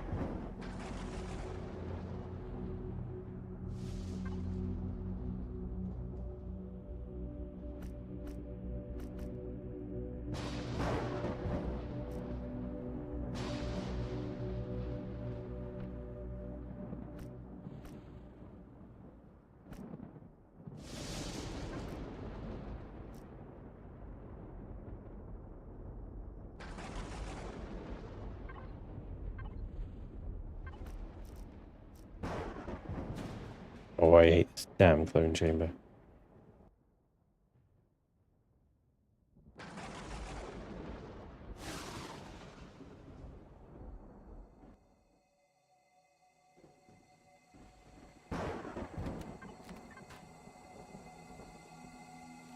Screw you, taking you out.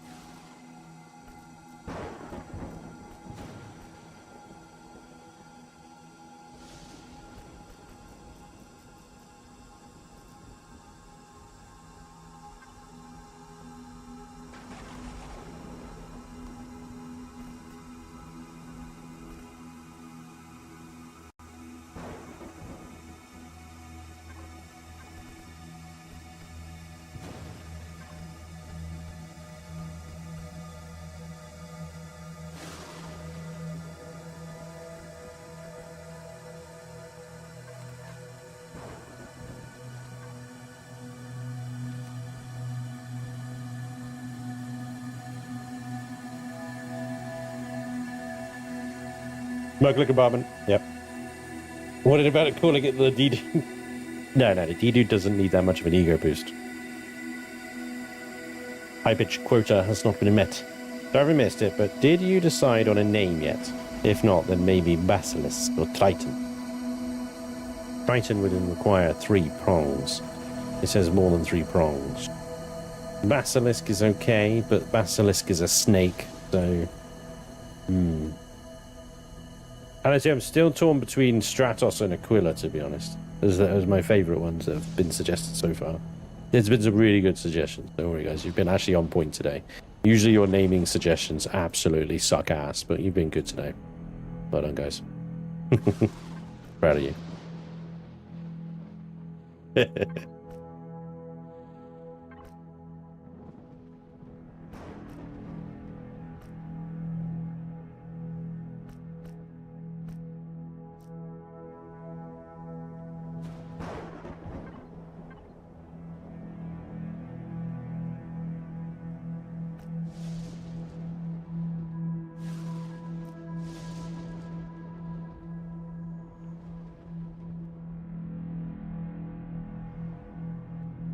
Come on. They made me take you out as well. Fine, I can take you out as well.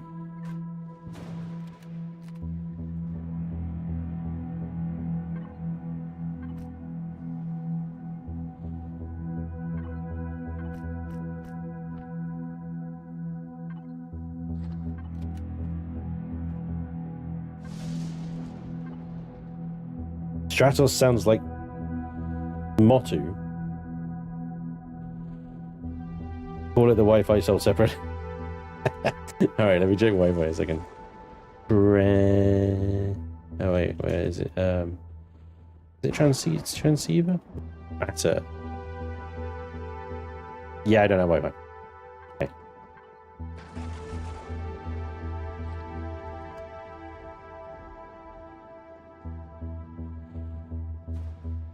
I swear I did put Wi-Fi in this ship, but it's possible that it got... When I gutted it inside here, I may have removed it accidentally. But there would surely be a slot for it if that was the case.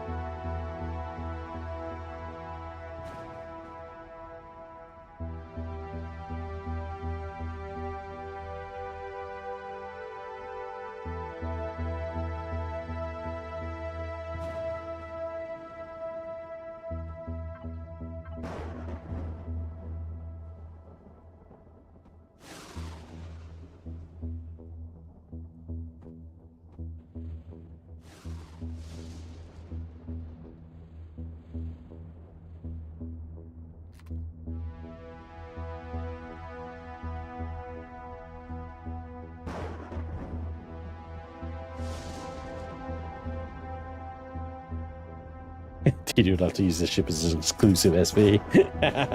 The boomerang. Call it Laney for all the backstabbing she does. Why would I name a ship after Laney for the betrayal? Surely what I would do is build an effigy of Laney and then use this to blow it up. That's what she gets for all the backstabbing. The betrayals.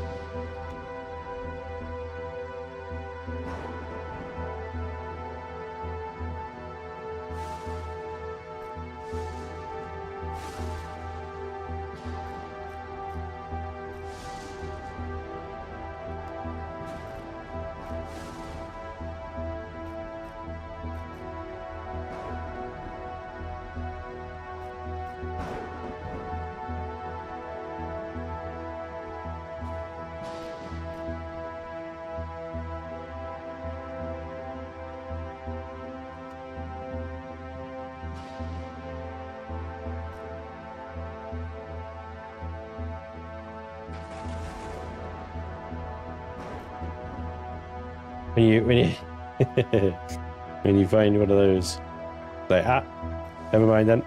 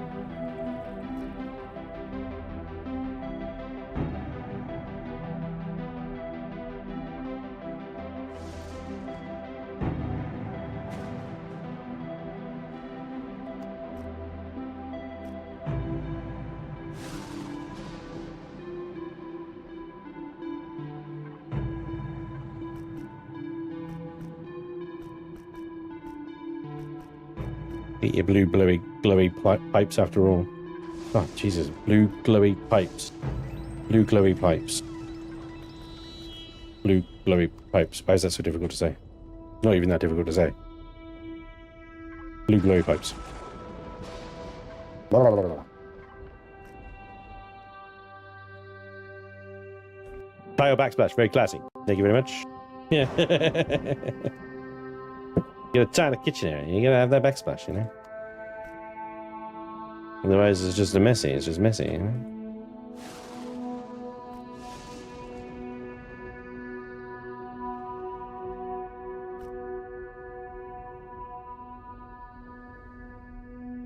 You have to maintain good hygiene even when in midst of combat. And especially when in combat. You know, good hygiene... more so important, I think, you know?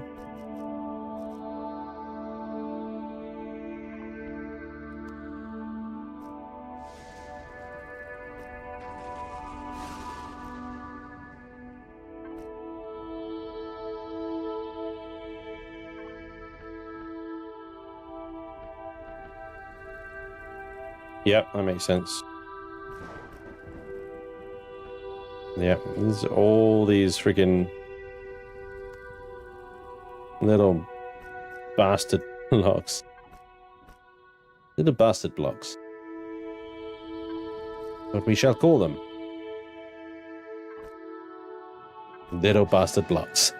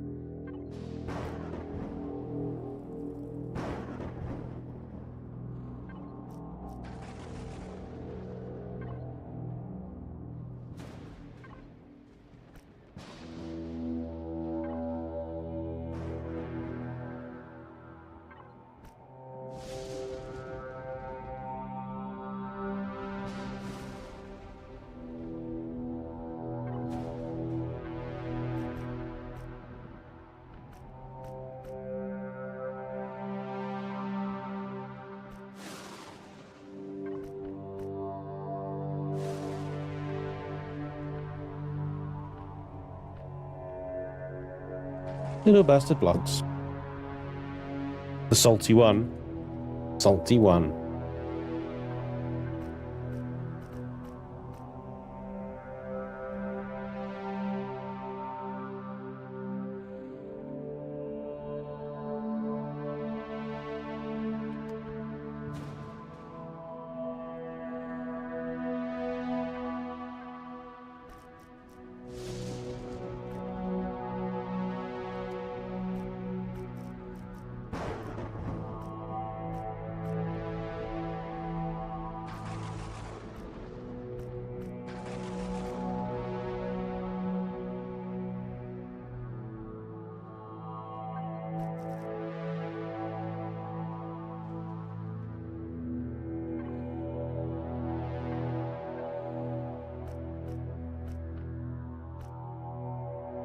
Got an emergency crawl space here.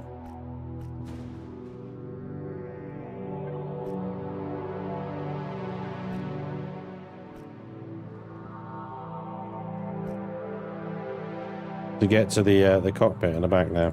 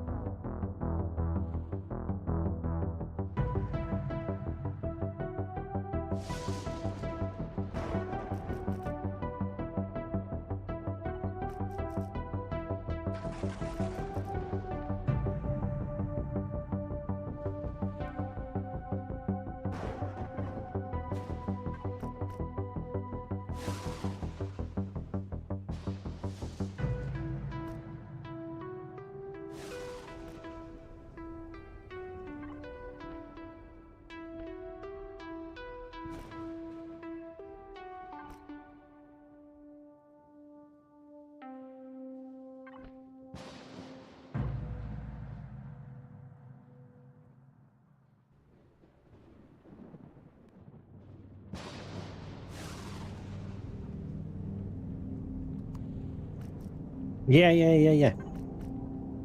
Son of a bitch.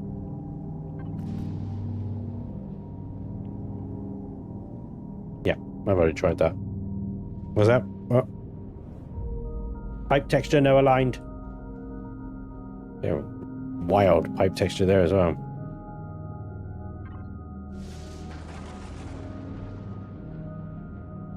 Yeah, it's a bit wild in there, isn't it?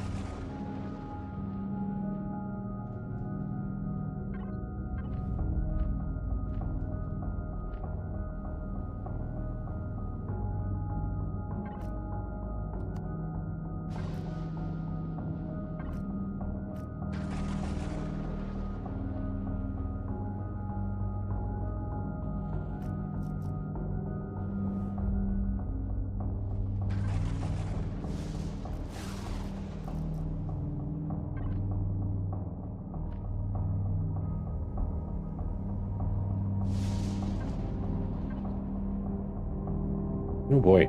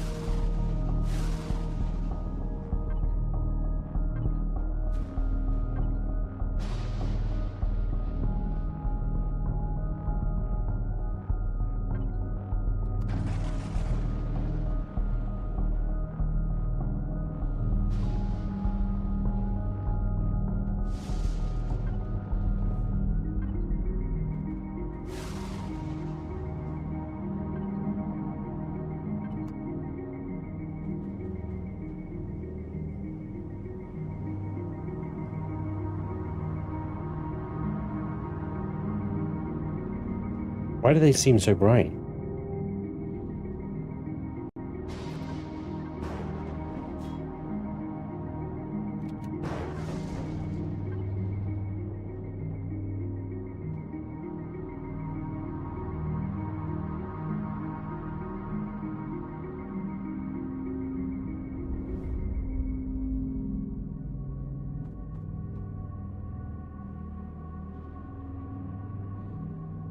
By red light in the cockpit? Well, red light doesn't affect your night vision. And they always use red light inside military aircraft cockpits and things like that. Entry, Greek for stinger. Not bad. Alright, it just doesn't scream at me, you know?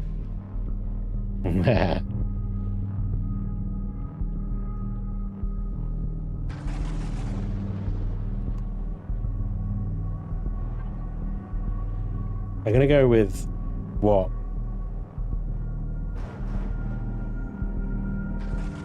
I'm gonna go with what kind of calls to me more. There was, oh man, what was it?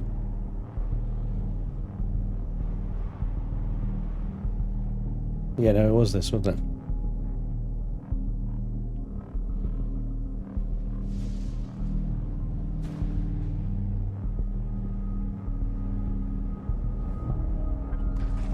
The Stratos needs towel. The Thanatos. I do like the Thanatos.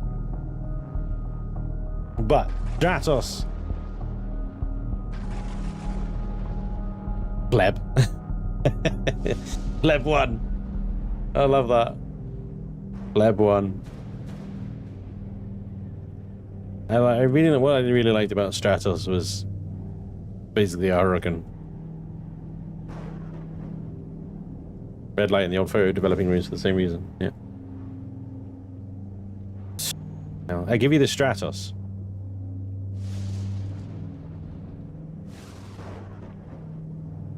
Mead. 417 torpedo bomber.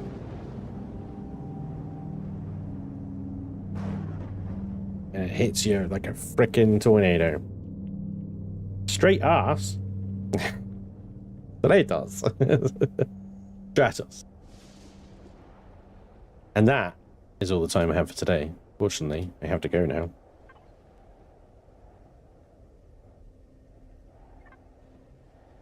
But she works.